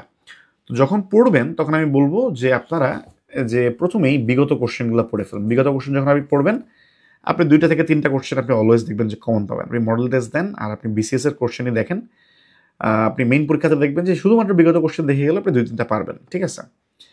এর মধ্যে মূল্যবোধের কিছু কোশ্চেন থাকে, এগুলো একটু কমন সেন্স খাটায় পারা যায়। সো এমন যদি হয় যে আপনি বিগত কোশ্চেন দেখছেন এবং ওই কমন সেন্স খাটায় 2-1টা কোশ্চেন পারেন, তাহলে দেখবেন যে আপনি 3টা বা 4টা কোশ্চেন অনেক সময় পেরে যেতে পারেন। বিগত কোশ্চেনটা সবার প্রথমে দেখবেন, এটা সবচেয়ে বেশি গুরুত্বপূর্ণ। বিগত কোশ্চেন থেকে বেশি রিপিট হয়, 10টার মধ্যে থেকে যদি 2টা বা 3টা আসে তাহলে কিন্তু 20 বা 30%, এটা কিন্তু মানে বিগত হিসেবে অনেক বেশি। উপাদান থেকে দেখবেন যে মোটামুটি 2 নম্বরের একটা কোশ্চেন থেকে থাকে। মূল্যবোধের শিক্ষা, ওখান থেকে দেখবেন যে 1 মার্ক ক্যারি করা যায়। আইন, অধিকার, নৈতিকতা, ওখান থেকে দেখবেন 2 মার্ক ক্যারি করা যায়। এই 2 2 6, সরি 3 2 6 7 8, এই মোটামুটি দেখবেন যে 8-এর কাভারেজ দেখবেন যে আপনি এখান থেকে পাবেন যদি আপনি এই সিকোয়েন্স ধরে একটু পড়েন। ওকে, তো এটা ছিল হচ্ছে আমাদের নৈতিকতা, মূল্যবোধ এবং সুশাসন এই পোর্শনটা। তো আমি যেটা বললাম এখানে মোটামুটি আসলে স্লাইড আছে 26-27টা মাত্র। শুধুমাত্র যদি এই স্লাইডটা পড়ে যান তাও দেখবেন আপনি 5-6 এরকম নাম্বার পাচ্ছেন মডেল টেস্টগুলোতে। মেইন পরীক্ষাও দেখবেন যে এরকমই পাবেন। বাট শুধুমাত্র এমন না যে স্লাইডটা পড়বেন, প্রথমে স্লাইডটা শেষ করে ফেললে তাহলে হচ্ছে আপনি যখন বইয়ে পড়তে যাবেন তখন একটু ইজিয়ে লাগবে আর কি, যেহেতু স্লাইডে তুলনামূলকভাবে কম ইনফরমেশন, একেবারে জিস্ট ইনফরমেশন, কি পড়বেন না পড়বেন। যদি হচ্ছে নৈতিকতা, মূল্যবোধের পোর্শনে তাও অনেক ইনফরমেশন দেওয়া আছে, এটা পড়লেই আপনি বেশ ভালো কমন পাবেন। এটা প্রথমে পড়ে শেষ করে ফেলতে পারেন, তারপর হচ্ছে বইয়ের দিকে যেতে পারেন। সো এই যে এই পোর্শন, বিগত কোশ্চেনগুলো দেখার পরে এই যে এই পোর্শনগুলো এটা স্লাইড থেকে একটু দেখে ফেলেন, এরপরে স্লাইড দেখেন, আর স্লাইড দেখার পর তারপর হচ্ছে এই যে সুশাসন, মূল্যবোধ, উপাদান, দেন হচ্ছে মূল্যবোধের শিক্ষা, দেন হচ্ছে আইন, অধিকার এবং নৈতিকতা, এই যে পোর্শন আছে এটা হচ্ছে আপনারা বই থেকে দেখতে পারেন, ঠিক আছে। তাহলে দেখবেন মোটামুটি আপনাদের 7-8-এর একটা প্রিপারেশন কিন্তু অল্প সময় নিতে পারবেন। বাংলায় যেমন দেখেন বাংলা সাহিত্যে 20 নাম্বার, ওকে, এই 20 নাম্বারের জন্য আমি জানি যে আপনারা অনেকে আছেন যে 1 মাস যাবৎ পড়তেছেন। আমি জানি না, আপনারা হয়তো বা কমেন্ট করলে মানে এটাকে ভেরিফাই হয়তো বা করা যাবে, বাট আমি জানি যে আপনারা অনেকেই আছেন যারা হচ্ছে 1 মাস ধরে পড়তেছেন বাট স্টিল হচ্ছে এখনও নট ইনাফ কনফিডেন্ট যে পড়া শেষ হয়েছে। যেখানে বাংলা সাহিত্য এটা 20 নাম্বারের জন্য 1 মাস ধরে পড়তে হবে, সেখানে আপনি যদি মোটামুটি ভূগোল এই পোর্শনটার জন্য আপনি 1 সপ্তাহ রাখেন এবং নৈতিকতা, মূল্যবোধ এই পোর্শনটার জন্য আপনি মোটামুটি 4 থেকে 5 দিন রাখেন, অর্থাৎ এখানে 7-4 অর্থাৎ 10 থেকে 12 দিন যদি আপনি রাখেন শুধুমাত্র এই ভূগোল এবং নৈতিকতার জন্য, তাহলে দেখবেন এখানে 20-এর মধ্যে আপনি আহ, মোটামুটি খুব ভালো 14-15 একটা প্রিপারেশন আপনি নিতে পারবেন। সো আমি বলবো যে এটা হচ্ছে একটু সময় করে একটু দেখে ফেলবেন, এটা একবারে লাস্টের জন্য ফেলে রাখবেন না, ঠিক আছে? আচ্ছা, এই ছিল মোটামুটি আচ্ছা, যেটা বলতেছিলেন প্রথমবার প্রস্তুতি নেওয়ার কারণে একটি বিষয় শেষ করতে অনেক বেশি সময় লেগে যাচ্ছে, এটার কথা আমি বলতেছিলাম যে আপনারা এখনও অনেকে আছেন, আমি জানি যে 1 মাস ধরে বাংলা সাহিত্য পড়তেছেন, এখনও শেষ হয়নি, কারণ ওই জায়গাতে আমি নিজেও তো একদিন ছিলাম, ঠিক আছে? প্রথমবার যখন আপনি পড়তে যাবেন তখন দেখবেন যে 1 মাসেও কোন একটা সাবজেক্ট শেষ মানে তোলা মানে খুবই টাফ, একদম নতুন নতুন জিনিস, নতুন টার্ম, আবার হচ্ছে রিভিশন দিতে হয়। সো এটা খুবই স্বাভাবিক, এটা নিয়ে ভয় পাওয়ার আসলে কিছু নেই। আচ্ছা ভাই, একটা প্রশ্ন ছিল, বাংলা বানানের নিয়ম পড়বো নাকি শুধু বানান? শুধু বানান দেখবেন, বাংলা বানানের নিয়ম পড়ার আসলে দরকার নেই। আর শুধু বানানটা একটু দেখবেন, তাইলে ইনশাল্লাহ চলবে। আচ্ছা, তো আজকের ক্লাসের কন্টেন্ট আসলে আহ, আচ্ছা, ক্যাডার চয়েস প্রথমে ভুল দেওয়া হয়ে গিয়েছিল, তাই টাকা পেমেন্ট করিনি, পরে আবেদন করে তারপর পেমেন্ট করেছি, এজন্য না কোনো প্রবলেম নেই, আপনি যদি টাকা পেমেন্ট না করেন তাহলে কোনো প্রবলেম নেই, ঠিক আছে? সো এটা নিয়ে ওয়ারি করার কিছু নাই।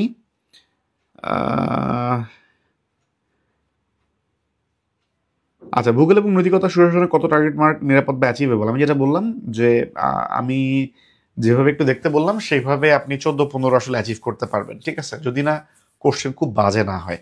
ইউজুয়ালি মানে কনভেনশনাল যে কোশ্চেনগুলো হয়, এখন একটা জিনিস মাথায় রাখবেন, যদি বাজে কোশ্চেন হয় এটা কিন্তু সবার জন্যই বাজে, এটা নিয়ে ওয়ারি করার কোনো কারণ নেই। অনেকে দেখা যায় যে পরীক্ষার কোশ্চেন কঠিন হলে অনেক বেশি মানে মানে টেনশনে পড়ে যান যে এত কঠিন কোশ্চেন হইলো, মনে হয় টিকা যাবে না, কিন্তু কাহিনী হচ্ছে সবাই তো ওই সেম কোশ্চেনে পরীক্ষা দিবে। সো এটা নিয়ে ওয়ারি করার কিছু নেই।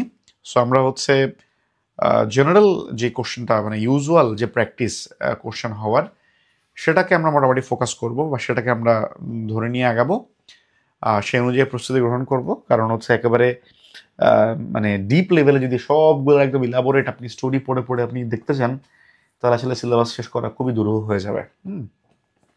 আচ্ছা, তো যেটা বললাম যে মোটামুটি আপনারা ইজিলি এটা কিন্তু অ্যাচিভ মানে ওই টার্গেটটা নিয়ে কিন্তু আগাইতে পারবেন, ঠিক আছে? আচ্ছা, কোন বইয়ের কথা আচ্ছা, বাংলা বানানের যে নিয়ম, বানানের নিয়ম বলতে হচ্ছে প্রমিত বানানের যে নিয়ম, সেটা অ্যাকচুয়ালি রিটেনে একটা রিটেন কোশ্চেন হিসেবে আসে, এটা নট নেসেসারিলি এটা হচ্ছে আপনার প্রিলির জন্য পড়তে হবে। আচ্ছা, ম্যাপের কথা আমি অলরেডি বলেছি, ম্যাপটা কিন্তু আমি টেক্সট ফাইলে অলরেডি দিয়ে দিয়েছি, যে গ্রুপ ওই ফোল্ডারের ভিতরে দেখবেন একটা টেক্সট ফাইল আছে, ঠিক আছে? যে এরকম নামে খুব সম্ভব, স্ট্রেইট ম্যাপ .txt একটা টেক্সট ফাইল, ওটার মধ্যে শুধুমাত্র ওই ম্যাপের লিঙ্ক দেওয়া আছে, ওটা দেখলে হয়ে যাবে। আচ্ছা, হাইট ওয়েট চেস্ট, আচ্ছা এটা হচ্ছে মানে এটা নিয়ে বেশি ওয়ারি করার কিছু নেই, কারণ হচ্ছে আপনি যখন ভাইভা দিতে যাবেন তখন আপনাকে আবার হাইট ওয়েট চেস্ট এটা একজন রেজিস্টার্ড মেডিকেল অফিসারের কাছ থেকে একটা সার্টিফিকেট নিতে হয়। সো আপনি নিজে মেজার করে আপনার নিজের মতো করে দিয়ে দিবেন, মানে এমন না আবার একবার আন্দাজে দিয়ে দিবেন, এটা একটু মেজার করে দিয়ে আর কি, ঠিক আছে? এবং একটু দেখে নেবেন সার্কুলারে যে কোনো সিলেক্টিভ ক্যাডারে কোনো হাইট লিমিট বা ওয়েট লিমিট আছে কি না, যে সাধারণত পুলিশ এবং আনসার ক্যাডারে সাধারণত হাইট এবং ওয়েট এর কিন্তু একটা ন্যূনতম একটা মাপ থাকে, মানে হাইয়েস্ট কোনো লিমিট নাই, এমন না যে ওভার ওয়েট হলে আপনার কোনো প্রবলেম হবে বা ওভার হাইট হলে কোনো প্রবলেম হবে, বাট আন্ডার ওয়েট হলে প্রবলেম হতে পারে, একটু দেখে নেবেন। আচ্ছা ভাই, ক্যাডার চয়েস প্রশাসন, ফরেন, পুলিশ, পরেই শিক্ষা দেওয়া কেমন হবে? আচ্ছা, এখানে ছোট্ট করে একটু বলে রাখি, যদি প্রশাসন, ফরেন এবং পুলিশ এই ধরনের ক্যাডার চয়েস যদি আপনারা কেউ দেন, তাহলে হচ্ছে বোর্ড একটা জিনিস একটু যেমন শুরুতে যদি দেন হচ্ছেন অ্যাডমিন, দেন হচ্ছে ফরেন,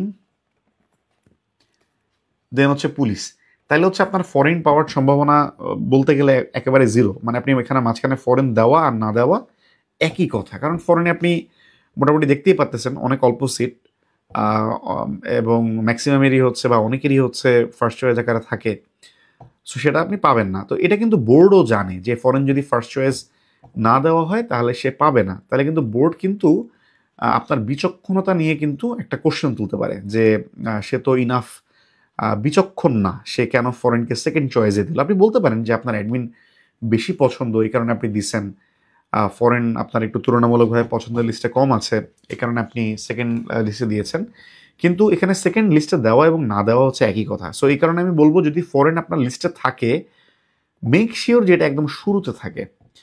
কিন্তু ফরেন যদি আবার থাকে তাহলে একটা জিনিস আবার একটু মাথায় রাখবেন যে আপনার ভাইভা তো ইংরেজিতে, ফরেন অ্যাডমিন যেটাই থাকুক না কেন এখন ভাইভা তো ইংরেজিতেই হয়, most of the viva board ইংরেজিতেই ভাইভা নেই।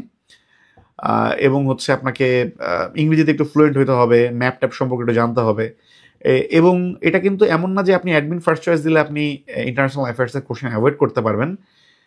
আপনি ইন্টারন্যাশনাল অ্যাফেয়ার্সের কোশ্চেন অ্যাভয়েড করার কোনো সুযোগ নেই। অনেক অ্যাডমিন ক্যাডার আমি দেখছি যে admin first choice but question পুরোটা ফরেন অ্যাফেয়ার্স থেকে করছে। অনেক ফরেন অ্যাফেয়ার্স যাদের ফার্স্ট চয়েস তাদের পুরো কোশ্চেন করছে হচ্ছে অ্যাডমিনিস্ট্রেশন ক্যাডার থেকে। সো এটা সিলেক্ট করার কোনো কিছু নাই, ঠিক আছে? সো আমি বলবো ওই তিনটা একটু রিঅর্ডার করে এরপরে শিক্ষা দিতে পারেন, কোনো অসুবিধা নেই। আচ্ছা, বুকের মাপটাকে অ্যাকচুয়াল দিতে হবে যে হ্যাঁ, এটা কোনো সমস্যা নেই। পরবর্তীতে যে 1-2 ইঞ্চি এদিক ওদিক হয় এটা কোনো প্রবলেম নাই, ঠিক আছে? ওকে, হ্যাঁ ওকে, ঠিক আছে। আপনি যেটা দিচ্ছেন আপনার হাইট এবং বুকের মাপ অনুযায়ী এটা ওকে আছে, অসুবিধা নাই। আচ্ছা, বিন্যাস সমাবেশ নিয়ে একটু প্রবলেম আছে। যে বিন্যাস সমাবেশ নিয়ে আমার একটা ইউটিউবে ভিডিও আছে, ছোট, একেবারেই ছোট, ওটা একটু দেখতে পারেন।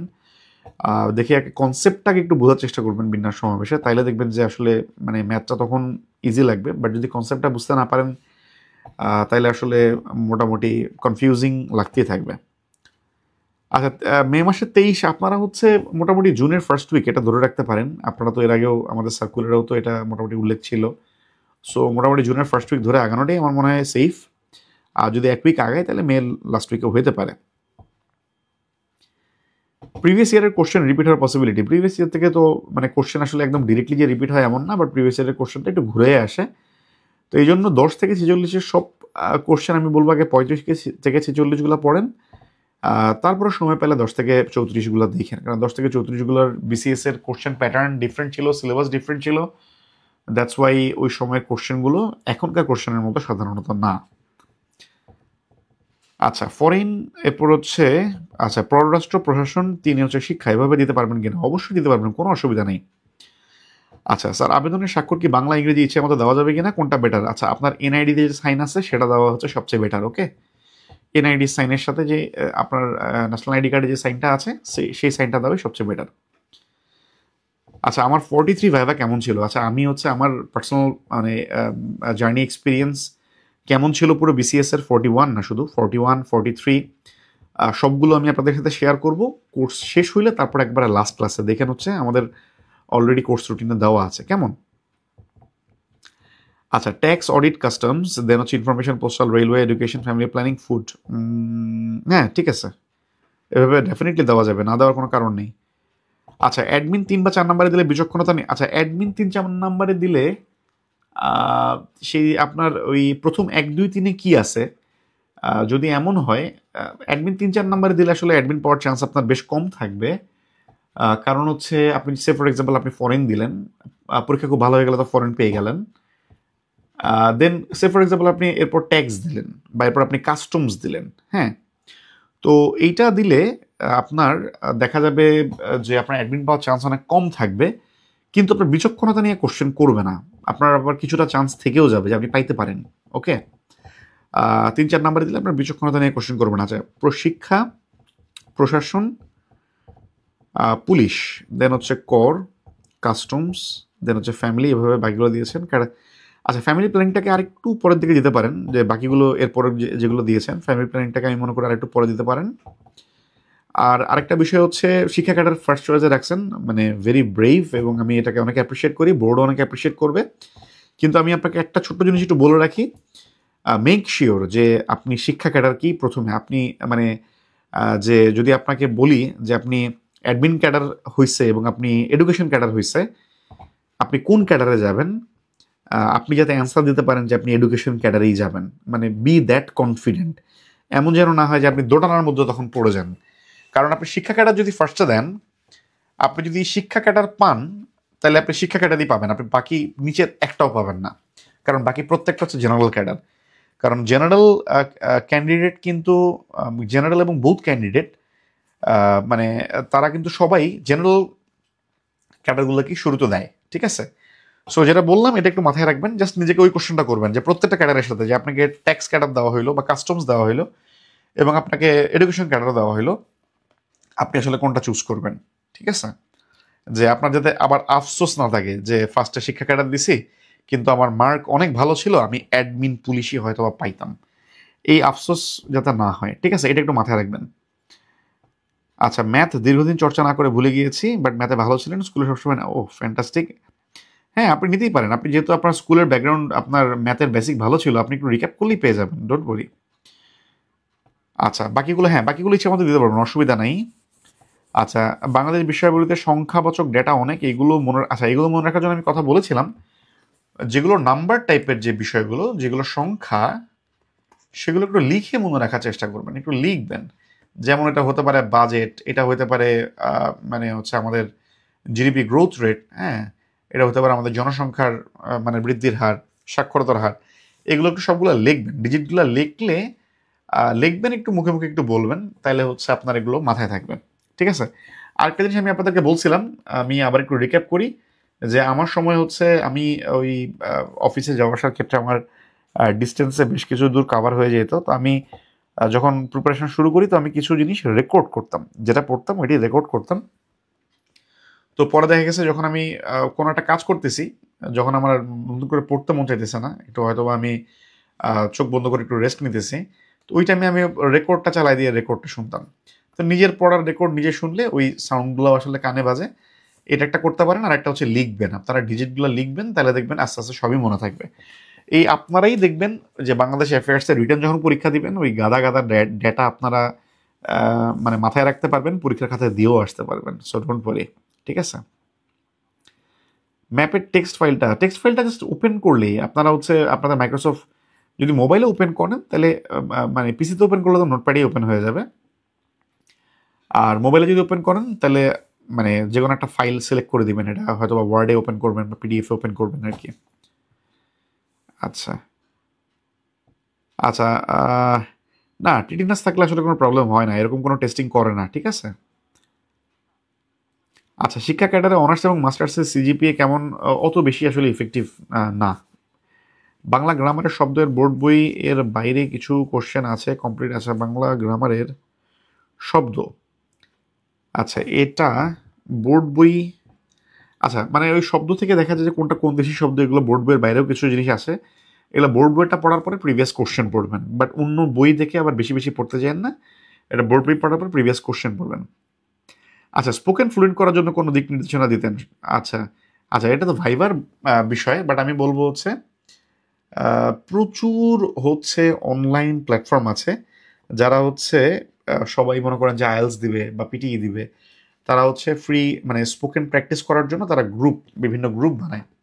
ঠিক আছে, যেমন আপনি জাস্ট গুগলেই সার্চ করতে পারেন যে অনলাইন স্পোকেন প্র্যাকটিস। তো অনলাইন স্পোকেন প্র্যাকটিস দিলে দেখবেন যে অসংখ্য এরকম আছে। শুরুর দিকের লিঙ্কগুলোতে যেয়ে দেখবেন যে ওখানে জাস্ট একটা হয়তো বা সাইন আপ করে দেখবেন যে অনেক অনেক গ্রুপ আছে, যে কোনো একটা গ্রুপে জয়েন করে দেখবেন তারা সবাই আলোচনা করে, তারা সবাই ইংরেজিতে কথা বলার চেষ্টা করে, এবং দেখবেন যে প্রচুর ইন্ডিয়ান আছে। ঠিক আছে, প্রচুর ইন্ডিয়ান আছে, তারা এটা ইউজ করে। আপনি হচ্ছে চ্যাট গ্রুপগুলোতে, চ্যাট গ্রুপ না মানে যেরকম এরকম স্পোকেন গ্রুপ থাকে, তাদের সাথে একটু কথাবার্তা বললে দেখবেন যে আপনারও এটা ফ্লুয়েন্ট হয়ে যাবে। এবং আরেকটা বিষয় হচ্ছে নিজে ফ্লুয়েন্সি আনার জন্য যেমন বলা দরকার, তেমনি শোনাও প্রয়োজন। ভালো ইংরেজি কন্টেন্ট শুনবেন, ঠিক আছে, মাঝে মধ্যে ভালো ইংরেজি কন্টেন্ট শুনবেন, ভালো ইংরেজি মুভি দেখবেন। এগুলো এমন না যে এখন থেকে একদম মানে ঢালাওভাবে প্রতিদিন করবেন, এগুলো একটা প্র্যাকটিসের ব্যাপার, একটু সময় লাগবে। কিন্তু এই যে ফ্লুয়েন্সি আনার জন্য আপনারা হচ্ছে যে স্পোকেন যে গ্রুপগুলো সেগুলোতে অ্যাড হতে পারেন। আচ্ছা, নন ক্যাডার চয়েস লিস্ট হচ্ছে আমি অলরেডি আমার চ্যানেলে এবং পেজে আমি লিস্ট করে দিয়ে দিয়েছি, ওটা একটু ফলো করবেন, নন ক্যাডারের যে চয়েস লিস্ট। ঠিক আছে, আচ্ছা রসায়ন শূন্যপদ 45, তাই আগে দিয়েছি। ওকে ফাইন, তাহলে সেক্ষেত্রে ঠিক আছে। Foreign audit, tax, customs, admin, education, হ্যাঁ ঠিক আছে, ওকে কোনো অসুবিধা নাই। বই কোনটা? আচ্ছা মানে আমি আজকে যে আলোচনা করলাম সেটার বই কোনটা, সেটা হচ্ছে বেসিক ভিউ বইটা থেকে দেখবেন। আচ্ছা, আমার মনে হয় এটাই জানতে চেয়েছেন, এবং এটা কিন্তু অলরেডি দেওয়া আছে ড্রাইভে দাগানোটা। আচ্ছা, আমার কাছে কম্পিউটার এবং তথ্য প্রযুক্তি খুবই কঠিন লাগে, কখনো এমন হয়েছে লাইভ এমসিকিউ এর র্যান্ডম মক দিয়ে নেগেটিভ পর্যন্ত পেয়েছেন? আচ্ছা, নেগেটিভ এটা নিয়ে ওয়ারি করার কিছু নাই, you are not the only person যে নেগেটিভ পাইছে। আমি নিজেও নেগেটিভ পাইছি বিভিন্ন সাবজেক্টে লাইভ এমসিকিউতে। সো এটা নিয়ে মানে হতাশার কিছু নাই। কম্পিউটার এবং তথ্য প্রযুক্তির ক্ষেত্রে একটু প্রিভিয়াস কোশ্চেনগুলো একটু দেখে ফেলবেন, আর আমি যখন ক্লাস নিব আমি একটু গুরুত্বপূর্ণ জায়গাগুলো একটু আইডেন্টিফাই করে দিব, ওগুলো একটু পড়লে দেখবেন ইনশাল্লাহ রিকভার হয়ে যাবে। বাংলা সাহিত্যে ঈশ্বরচন্দ্র, আবুল ফজল, বিভূতিভূষণ, নির্মলানন্দ, শ্রীনিবাস, হ্যাঁ মোটামুটি গুরুত্বপূর্ণ, ঠিক আছে। আচ্ছা, বিসিএস এ পরিসংখ্যান, আচ্ছা স্ট্যাটিস্টিক্স 5 নম্বরে রাখবেন না, 5 নম্বরে আর একটু 6-7-এর দিকে রাখতে পারেন আর কি, ঠিক আছে। কারণ আপনার ট্যাক্স, অডিট, কাস্টমস তো বেশ কিছু আছে উপরের দিকে, যেগুলোকে আপনি তার উপরের দিকে রাখতে পারেন। সেক্ষেত্রে এটা 5 নম্বরে রাখাটা একটু টাফ হবে। আমার মনে হয় পরিসংখ্যান রাখতে পারেন, 6-7-এর দিকে রাখতে পারেন। বাংলা সাহিত্যের নাটক উপন্যাস যেগুলো হচ্ছে প্রথম দিককার, যেমন দুর্গেশ নন্দিনী, ঠিক আছে, এরপর হচ্ছে কপালকুণ্ডলা, এগুলোর হচ্ছে আপনার সাল হয়তো বা গুরুত্বপূর্ণ। বাকি যে গল্প গ্রন্থ সেগুলোর সাল কিন্তু পড়তে হবে না বাংলা সাহিত্যের। যে সবগুলোর যে সাল পড়তে হবে এমন না, যেগুলো বিখ্যাত শুধুমাত্র সেগুলোর পড়তে হবে। আচ্ছা,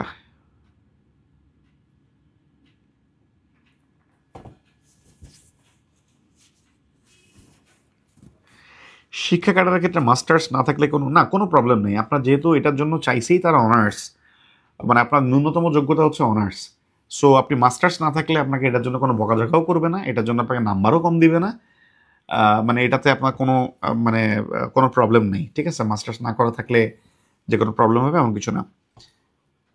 আচ্ছা, অডিট, ট্যাক্স, কাস্টমস এরপরে পুলিশ রাখতে চাচ্ছেন। আচ্ছা, অডিট, ট্যাক্স, কাস্টমসের পরপরে পুলিশ রাখতে চাচ্ছেন। আচ্ছা, কোনো প্রবলেম নেই। আপনারা তো মানে দেখছেনই যে এসপি যে শুধুমাত্র ছেলেরা হতে পারবে, পুলিশ ক্যাডার শুধু ছেলেরা হতে পারবে এমন কিছু না।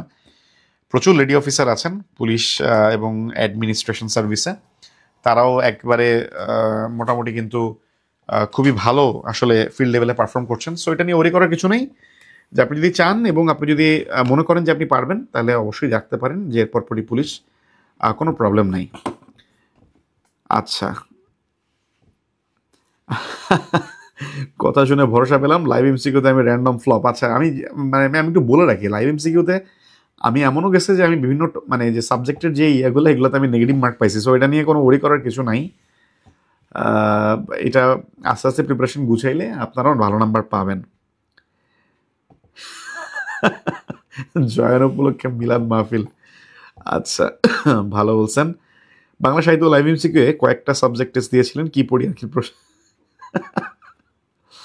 আচ্ছা ঠিক আছে, ওরি করে। আচ্ছা,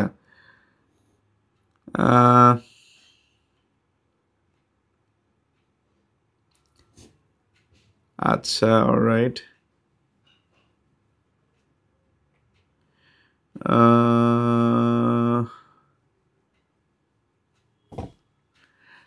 আচ্ছা, কেউ যদি শিক্ষা ক্যাডার প্রথম দিকে দিলে জেনারেলের ফরেন অ্যাডমিন পুলিশ আনসার বাদে অন্য কোনো, আচ্ছা শিক্ষা ক্যাডার প্রথমে দিলে আপনি জেনারেলের অন্য কোনোগুলো পাওয়ার চান্স অনেক কম থাকে, ঠিক আছে। যেমন শিক্ষা, তারপরে অডিট, কাস্টমস, তাহলে এটা মানে there is a huge possibility যে আপনি অডিট কাস্টমস পাবেন না। মানে যদি আপনি মানে পাওয়ার জন্য এলিজিবল হন, তাহলে আপনি শিক্ষা ক্যাডারই পাবেন। মানে এটা খুবই সিম্পল অ্যালগরিদম, যেটা হচ্ছে আপনার মার্ক, মানে আপনি যোগ্যতা, আপনার মার্ক এবং আপনার চয়েস, এটার উপর বেস করে আপনাকে বেস্ট জিনিসটা দিবে। আপনার মার্ক মনে করেন আপনি পাইছেন অনেক ভালো, তাহলে আপনাকে ফার্স্ট চয়েসই দিয়ে দিবে। এখন আপনার মার্ক মনে করেন যে নট ইনাফ, একদম ফার্স্ট চয়েস দেওয়ার মতো না, আপনার ওই মার্কে ফার্স্ট চয়েসে সিট ফিল আপ হয়ে গেছে, তাহলে আপনাকে সেকেন্ড চয়েসে যাবে। এখন সমস্যা হচ্ছে আপনি ফার্স্ট চয়েস দিচ্ছেন হচ্ছে এডুকেশন ক্যাডার, সেকেন্ড চয়েসে কোনো একটা ভালো general cadre say for example, তাহলে কিন্তু আপনি ওই যে এডুকেশন ক্যাডার যদি দেখে যে আপনাকে দিতে পারতেছে না, তাহলে দেখবেন যে আপনার ওই মার্কটা জেনারেল ক্যাডারের জন্য আসলে ইনাফ মানে হয় না। দ্যাটস ওয়াই পরের ক্যাডারগুলো আসলে সাধারণত থাকে না। আর এমন যদি হয় আপনি মার্ক হচ্ছে অনেক ভালো পাইছেন, তাহলে তো আপনি আপনার ফার্স্ট চয়েস শিক্ষা ক্যাডার আপনাকে দিয়ে দিবে, আপনাকে কিন্তু পরের চয়েসগুলো আপনাকে করবে না। আমি একটা ছোট্ট এক্সাম্পল দিই, আমার মনে হয় এই জিনিসটা আপনারা যেহেতু সবাই একটু ফর্ম ফিল আপ করতেছেন, আমি একটা ছোট্ট এক্সাম্পল দিই। মনে করেন আপনি যে রিটেনে আপনি পাইছেন হচ্ছে কথার কথা 550 পাইছেন, এবং ভাইভাতে আপনি হচ্ছে 120 পাইছেন, তাহলে হচ্ছে আপনি কত পাইলেন? 670। ওকে, এবং আপনাদের সময় তো ভাইভা হচ্ছে আবার 100তে, তাই না? সো আপনার 670 পাওয়ার স্কোপ নেই।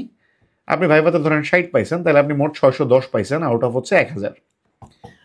এখন যখন চয়েস লিস্ট আপনি দিলেন, আপনি প্রথম চয়েস লিস্ট দিলেন হচ্ছেন এডুকেশন ক্যাডার, এরপরে মনে করেন যে আপনি ফর এক্সাম্পল কথার কথা এটা আপনি অডিট ক্যাডার দিলেন। তো আপনি দুইটা সিনারিও আমি আপনাকে বলি যে আপনি পাইলেন হচ্ছে 610, ওকে। এডুকেশন ক্যাডার পাওয়ার জন্য আপনার যে মার্ক আপনার দরকার ছিল সেটা ফর এক্সাম্পল এটা হইল ধরেন হচ্ছে 530, এবং অডিট ক্যাডার পাওয়ার জন্য আপনার যে মার্কের যে প্রয়োজন ছিল সেটা ধরেন হচ্ছে 570। এখন আপনি পাইছেন হচ্ছে 610। তাহলে 610 যদি আপনি পান, যেহেতু আপনার মার্ক ভালো আছে, তাহলে তো আপনি মানে এডুকেশন ক্যাডারে প্রথমে আসবে, এসে দেখবে যে ওটার আপনি মিনিমাম মানে যে মার্ক হইলে আপনি এডুকেশন ক্যাডারটা আসলে পাওয়ার জন্য এলিজিবল, তো দেখা গেল যে 530 এই পর্যন্ত এডুকেশন ক্যাডার দেওয়া যাচ্ছে, এখনো সিট ফাঁকা আছে। সো আপনার যেহেতু 610, আপনাকে এডুকেশন ক্যাডারে দিয়ে দিবে। কথা কি বুঝতে পারছেন? সো দেখেন, আপনি 610, আপনি কিন্তু চাইলে অডিট ক্যাডারও পাইতেন, কিন্তু আপনি অডিট ক্যাডার পাবেন না, কারণ আপনার চয়েসে প্রথমে হচ্ছে এডুকেশন ক্যাডার। এটা তো মোটামুটি সবাই বুঝতেছেন। ওয়াইরাস যদি উল্টাটা হইতো, মনে করেন আপনার অডিট ক্যাডার ফার্স্ট চয়েসে, এডুকেশন ক্যাডার সেকেন্ড চয়েসে, অডিটে হচ্ছে 570 পাইলে অডিট হচ্ছে, আর এডুকেশন হচ্ছে 530 পাইলে হচ্ছে। সো দেখা গেল হচ্ছে আপনার অডিট ক্যাডার 610 আপনার আছে, আপনি অডিট ক্যাডারই পেয়ে যাচ্ছেন।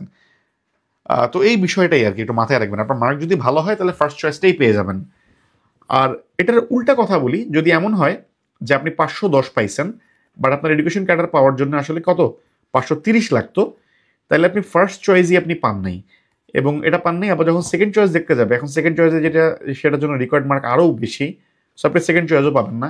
পরেরগুলোতে দেখবেন রিকোয়ারমেন্ট আরও বেশি, পরের চয়েসগুলো আসলে পাওয়া যাবে না।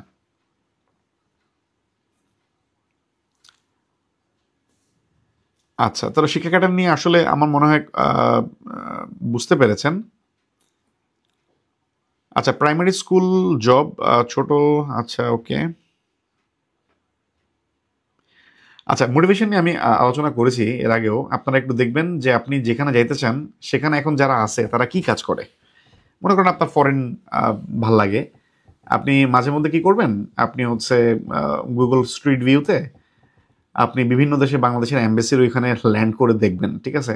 যারা হচ্ছে অ্যাম্বাসাডার আছে তাদের প্রোফাইল দেখবেন। আপনি অ্যাডমিন ক্যাডারে যেতে চান, আপনি হচ্ছে বিভিন্ন সচিব বা হচ্ছে অ্যাডিশনাল সেক্রেটারি স্যার যারা আছেন তাদের প্রোফাইলগুলো দেখবেন। আপনি পুলিশ ক্যাডারে যেতে চান, আপনি হচ্ছে যারা টপ মোস্ট টায়ারে আছে তাদের প্রোফাইলগুলো একটু দেখবেন, তাইলে দেখবেন মোটিভেশন পাবেন।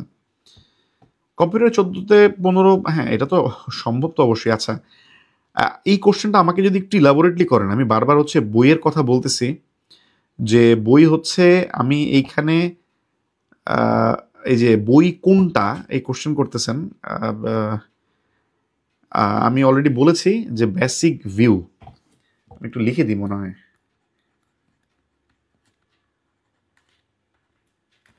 বেসিক ভিউ, হ্যাঁ এই বইটা আপনারা একটু দেখবেন, ঠিক আছে। আচ্ছা ভাইয়া, বোথ ক্যাডার দিয়ে টেকনিক্যাল ক্যাডার পাস না হলে তখন তো জেনারেল, হ্যাঁ আপনি যদি বোথ দিয়ে টেকনিক্যাল ক্যাডার পাস না হলে বোথ ক্যাডারের জেনারেলগুলো কাউন্ট হবে। আচ্ছা, টেক্সটাইল ইঞ্জিনিয়ারিং নিয়ে অনার্স পাস করেছেন, এখন ক্যাডার চয়েস কিভাবে দিব? আপনার সাবজেক্টের সাথে মিলানোর দরকার নেই, আপনি হচ্ছে আপনার টেক্সটাইলের জন্য আপনার টেকনিক্যাল ক্যাডার আছে কিনা সেটা দেখেন। আপনি ওই টেকনিক্যাল ক্যাডারটাকে কত নাম্বারে রাখতে চান সেটা দেখেন, আর জেনারেল ক্যাডারগুলো সাজান, তাইলে দেখবেন যে আপনি ক্লিয়ার একটা কনসেপ্ট পেয়ে যাবেন।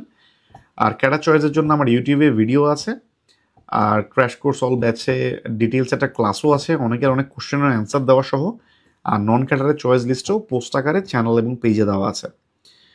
আধুনিক যুগে ওরা 22 জন প্লাস তারপরে এই অংশটাতে আপনি যে অংশগুলো রেডমার্ক করে দিয়েছেন, ওই শুধুমাত্র রেডমার্ক করে অংশগুলো আসলে একটু বারবার রিভিশন দেওয়ার জন্য, পুরোটাই দেখবেন যেগুলো আমি দিয়েছি ব্ল্যাক এবং রেড মার্কে, পুরোটাই পড়বেন রেড মার্কগুলো রিভিশন দেওয়ার জন্য। আচ্ছা, প্রোফাইল ঘুরবেন, আচ্ছা আরও কয়েকদিন পরে ইনশাল্লাহ ঘুরবেন, অসুবিধা নাই। আচ্ছা, বেসিক ভিউয়ের 46 এবং 47 যে কোনো এডিশন নিলেই আপনারা হচ্ছে ভূগোল এবং নৈতিকতার জন্য ইনাফ হবে। যদি বই না নেওয়া থাকে তাহলে রিসেন্ট এডিশনটা নেওয়াই বেটার। আগের এডিশন 47 কিনেছেন, নতুন রিপ্রিন্ট কিনতে হবে কিনা, কোনো দরকার নেই। অ্যাংজাইটির কারণে অনার্সের রেজাল্ট, আচ্ছা মাস্টার্সে ওকে, অসুবিধা নাই। কোনো চাকরির ভাইভা বোর্ডে যদি রেজাল্ট কোনো এটা নিয়ে কোনো ওরি করার কোনো কারণই নেই, আপনাকে রেজাল্ট নিয়ে কিছুই বলবে না। আর যদি ইনকেস বলে তাহলে হচ্ছে আপনি আপনার যে ইলনেস সেটার কথা আপনি বোল্ডলি সুন্দর করে গুছায় বলবেন। আপনার রেজাল্ট কিন্তু এখানে হচ্ছে মানে আপনি তাদের যে মিনিমাম রিকোয়ারমেন্ট সেটা ফিল আপ করতেছেন বলেই কিন্তু আপনি অ্যাপ্লাই করতে পারতেছেন, আপনি প্রি রিটেন পাস করে ভাইভাতে যাইতে পারতেছেন, তাই না? সো এটা নিয়ে ওরি করার কোনো কারণ নেই, রেজাল্ট নিয়ে আপনাকে মানে কোনো প্যারা দিবে না। আচ্ছা স্যার, তাহলে ক্যাডার চয়েস লিস্টের সেকেন্ড থার্ড নাম্বার কিভাবে পাওয়া যায়? আচ্ছা, এটাকে আমি এখন আরেকটু গুছাই, ঠিক আছে? মনে করেন আপনি এখন চয়েস লিস্ট রাখছেন কি ফরেন, এরপর রাখছেন হচ্ছে কি অ্যাডমিন, এরপর রাখছেন হচ্ছে পুলিশ, দেন হচ্ছে মনে করেন আপনি রাখছেন হচ্ছেন অডিট, কথার কথা, দেন ট্যাক্স, দেন মনে করেন কাস্টমস রাখছেন। এখন মনে করেন যে যে ফরেনের যে লাস্ট সিট সেটা কথার কথা, এটা রিটেন এবং যে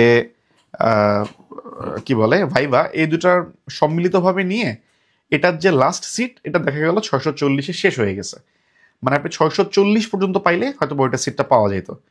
দেন হচ্ছে অ্যাডমিনের যে লাস্ট সিট সেটা মনে করেন যে আপনার 580-তে শেষ হয়ে গেছে। দেন পুলিশের যে লাস্ট সিট এটা মনে করেন 570-এ শেষ হয়েছে।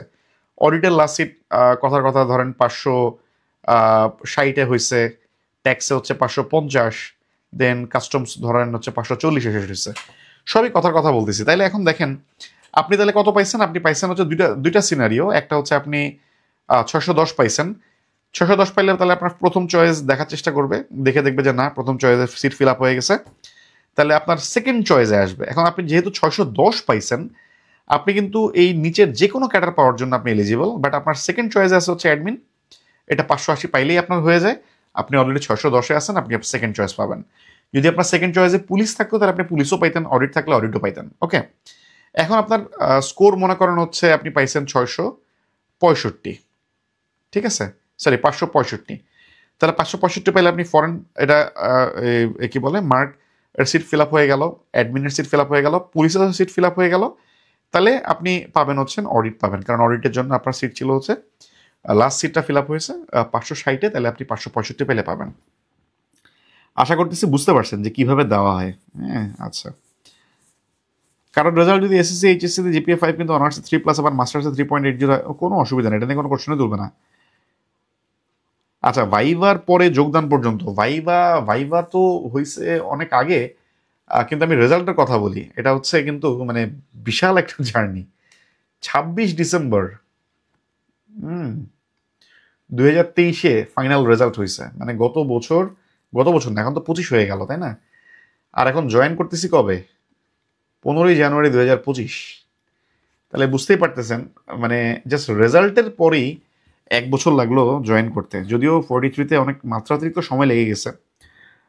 সো ভাইবার পরে যদি সময়টা হিসাব করেন প্রায় 1.5 বছরের মতো। তাহলে কি পররাষ্ট্র প্রশাসন, শিক্ষা, কর, তথ্য, পরিবার, ডাক এভাবে ডেফিনেটলি এভাবে করতে পারেন। তাহলে সেক্ষেত্রে যদি আপনি অনেক ভালো পরীক্ষা দেন, ভালো মার্ক পান, তাহলে আপনি প্রথম দিকের আপনার চয়েসের যেগুলোতে হচ্ছে মার্ক রিকোয়ারমেন্ট ইউজুয়ালি সাধারণত একটু বেশি থাকে, সেগুলো আপনি হয়তো বা তাহলে পাওয়ার চান্স আপনার অনেক বেশি থাকবে। আশা করতেছি আপনারা হচ্ছে ক্যাডার চয়েসের কনসেপ্টটা বুঝতে পারছেন, যে আসলে মানে কিভাবে দিলে কি পাওয়া যায় না পাওয়া যায়। কেমন, আশা করতেছি আপনারা মোটামুটি একটু ক্লিয়ার হয়েছেন। আমার মনে হয় আমি মোটামুটি আপনাদের যে কোশ্চেনগুলো সেগুলো মোটামুটি একটু অ্যান্সার মোটামুটি দেওয়া হয়েছে। অলরাইট, আমরা হচ্ছে নেক্সট দিন মেন্টাল অ্যাবিলিটি দেখব। কালকে তো 14 তারিখ। আচ্ছা, কালকে হয়তো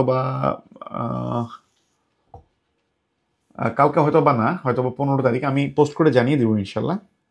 ভাইভা বোর্ডের রেজাল্ট নিয়ে সাধারণত কোনো মানে এটা নিয়ে কোনো প্যারা সাধারণত খাইতে হয় না, সো এটা নিয়ে টেনশন করেন না। ওকে, আচ্ছা, আমার মনে হয় সবচেয়ে ভালো সিকোয়েন্স ফরেন, অ্যাডমিন, পুলিশ। আচ্ছা, এখানে হচ্ছে ওই যে যেটা বললাম না, এটা একটা পার্সোনাল প্রিফারেন্সের উপর ডিপেন্ড করে। আমি আপনাকে বললাম যে ইউজুয়ালি হচ্ছে যে মানে বেশি মার্ক মানে পাইতে হয় যে ক্যাটারগুলো পাওয়ার জন্য, সেই অনুযায়ী আমি আপনাকে একটা এক্সাম্পল দিচ্ছি আর কি। ওকে, আচ্ছা আচ্ছা, কোনটা আগে দিলে বেটার হয়, কাস্টমস অর অডিট? কাস্টমস মোটামুটি ঢাকা বেসড, হ্যাঁ, সরি অডিটটা হচ্ছে মোটামুটি ঢাকা বেসড, আর কাস্টমস যেটা এটা হচ্ছে পোর্ট বেসড। আপনার ল্যান্ড পোর্ট হইতে পারে, আপনার সি পোর্ট হইতে পারে, আপনার হচ্ছে এই পোর্ট বেসড হচ্ছে আপনার পোস্টিং হবে, অর্থাৎ সীমান্তবর্তী যে এলাকাগুলো আছে অথবা হচ্ছে বন্দর যেগুলো আছে। তবে সেগুলো সাধারণত বেশ মানে জীবন ধারণের সব সুযোগ সুবিধা খুব ভালো অ্যাভেলেবল থাকে, তো অত বেশি আপনার কষ্ট হবে না থাকতে। বাট আপনি যদি ঢাকা কেন্দ্রিক চিন্তা করতে চান তাহলে সেটা আবার হচ্ছে যদি এমন হয় যে আপনি মানে ঢাকা কেন্দ্রিক চিন্তা ভাবনা আপনার, সেক্ষেত্রে হচ্ছে অডিটটা আবার একটু বেটার। আচ্ছা, আগামীকালকে যেহেতু 14 তারিখ, মানে আমার জন্য একটু টাফ হবে কালকে ক্লাস নেওয়া। এখন ক্লাসের টাইমটা যদি চেঞ্জ করি তাহলে হয়তো বা নেওয়া পসিবল, যদি দুপুরের দিকে নেওয়া যায়। বাট সেক্ষেত্রে অনেকেরই হয়তো বা প্রবলেম হয়ে যাবে কালকে যেহেতু ওয়ার্কিং ডে। সো আমি 15 তারিখে ইনশাল্লাহ নিব, ঠিক আছে? আচ্ছা,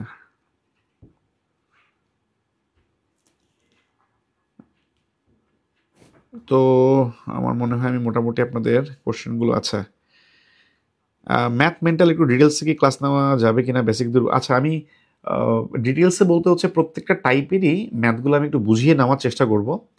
আর ম্যাথের হচ্ছে রেকর্ড ভিডিওগুলো অলরেডি দেওয়া আছে, ওগুলো দেখে একটু প্র্যাকটিস করতে পারেন। আর মেন্টালটা হচ্ছে আমি যেই টাইপগুলো কভার করলে মোটামুটি 12-13+ আসলে ক্যারি করা যায়, সেটা আমি মেন্টাল ক্লাস ইনশাল্লাহ কভার করব। ক্লাস করলে ইনশাল্লাহ দেখবেন যে মোটামুটি অনেকটা ক্লিয়ার হবেন।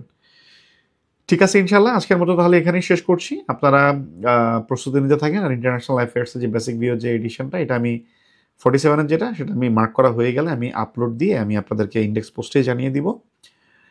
আজকের মতো এখানেই শেষ করছি। আপনাদের সবার জন্য অফুরান ভালোবাসা এবং শুভকামনা সবসময়ের জন্য। অনেক অনেক দোয়া থাকলো, আমার জন্য দোয়া রাখবেন। ইনশাল্লাহ নেক্সট ক্লাস আমি পোস্ট দিয়ে জানিয়ে দিব। কালকে নেক্সট ক্লাস হোপফুলি হবে না, আমি পোস্ট দিয়ে আমি আপনাদেরকে হচ্ছে গ্রুপে পোস্ট দিয়ে জানিয়ে দিব কখন নেক্সট ক্লাস হয়। তাহলে আজকে এখানেই শেষ করছি। সবাই ভালো থাকেন ইনশাল্লাহ, নিজের প্রতি খেয়াল রাখেন এবং প্রচুর প্রচুর পড়াশোনা করেন। জি, আসসালামু আলাইকুম ওয়া রাহমাতুল্লাহ।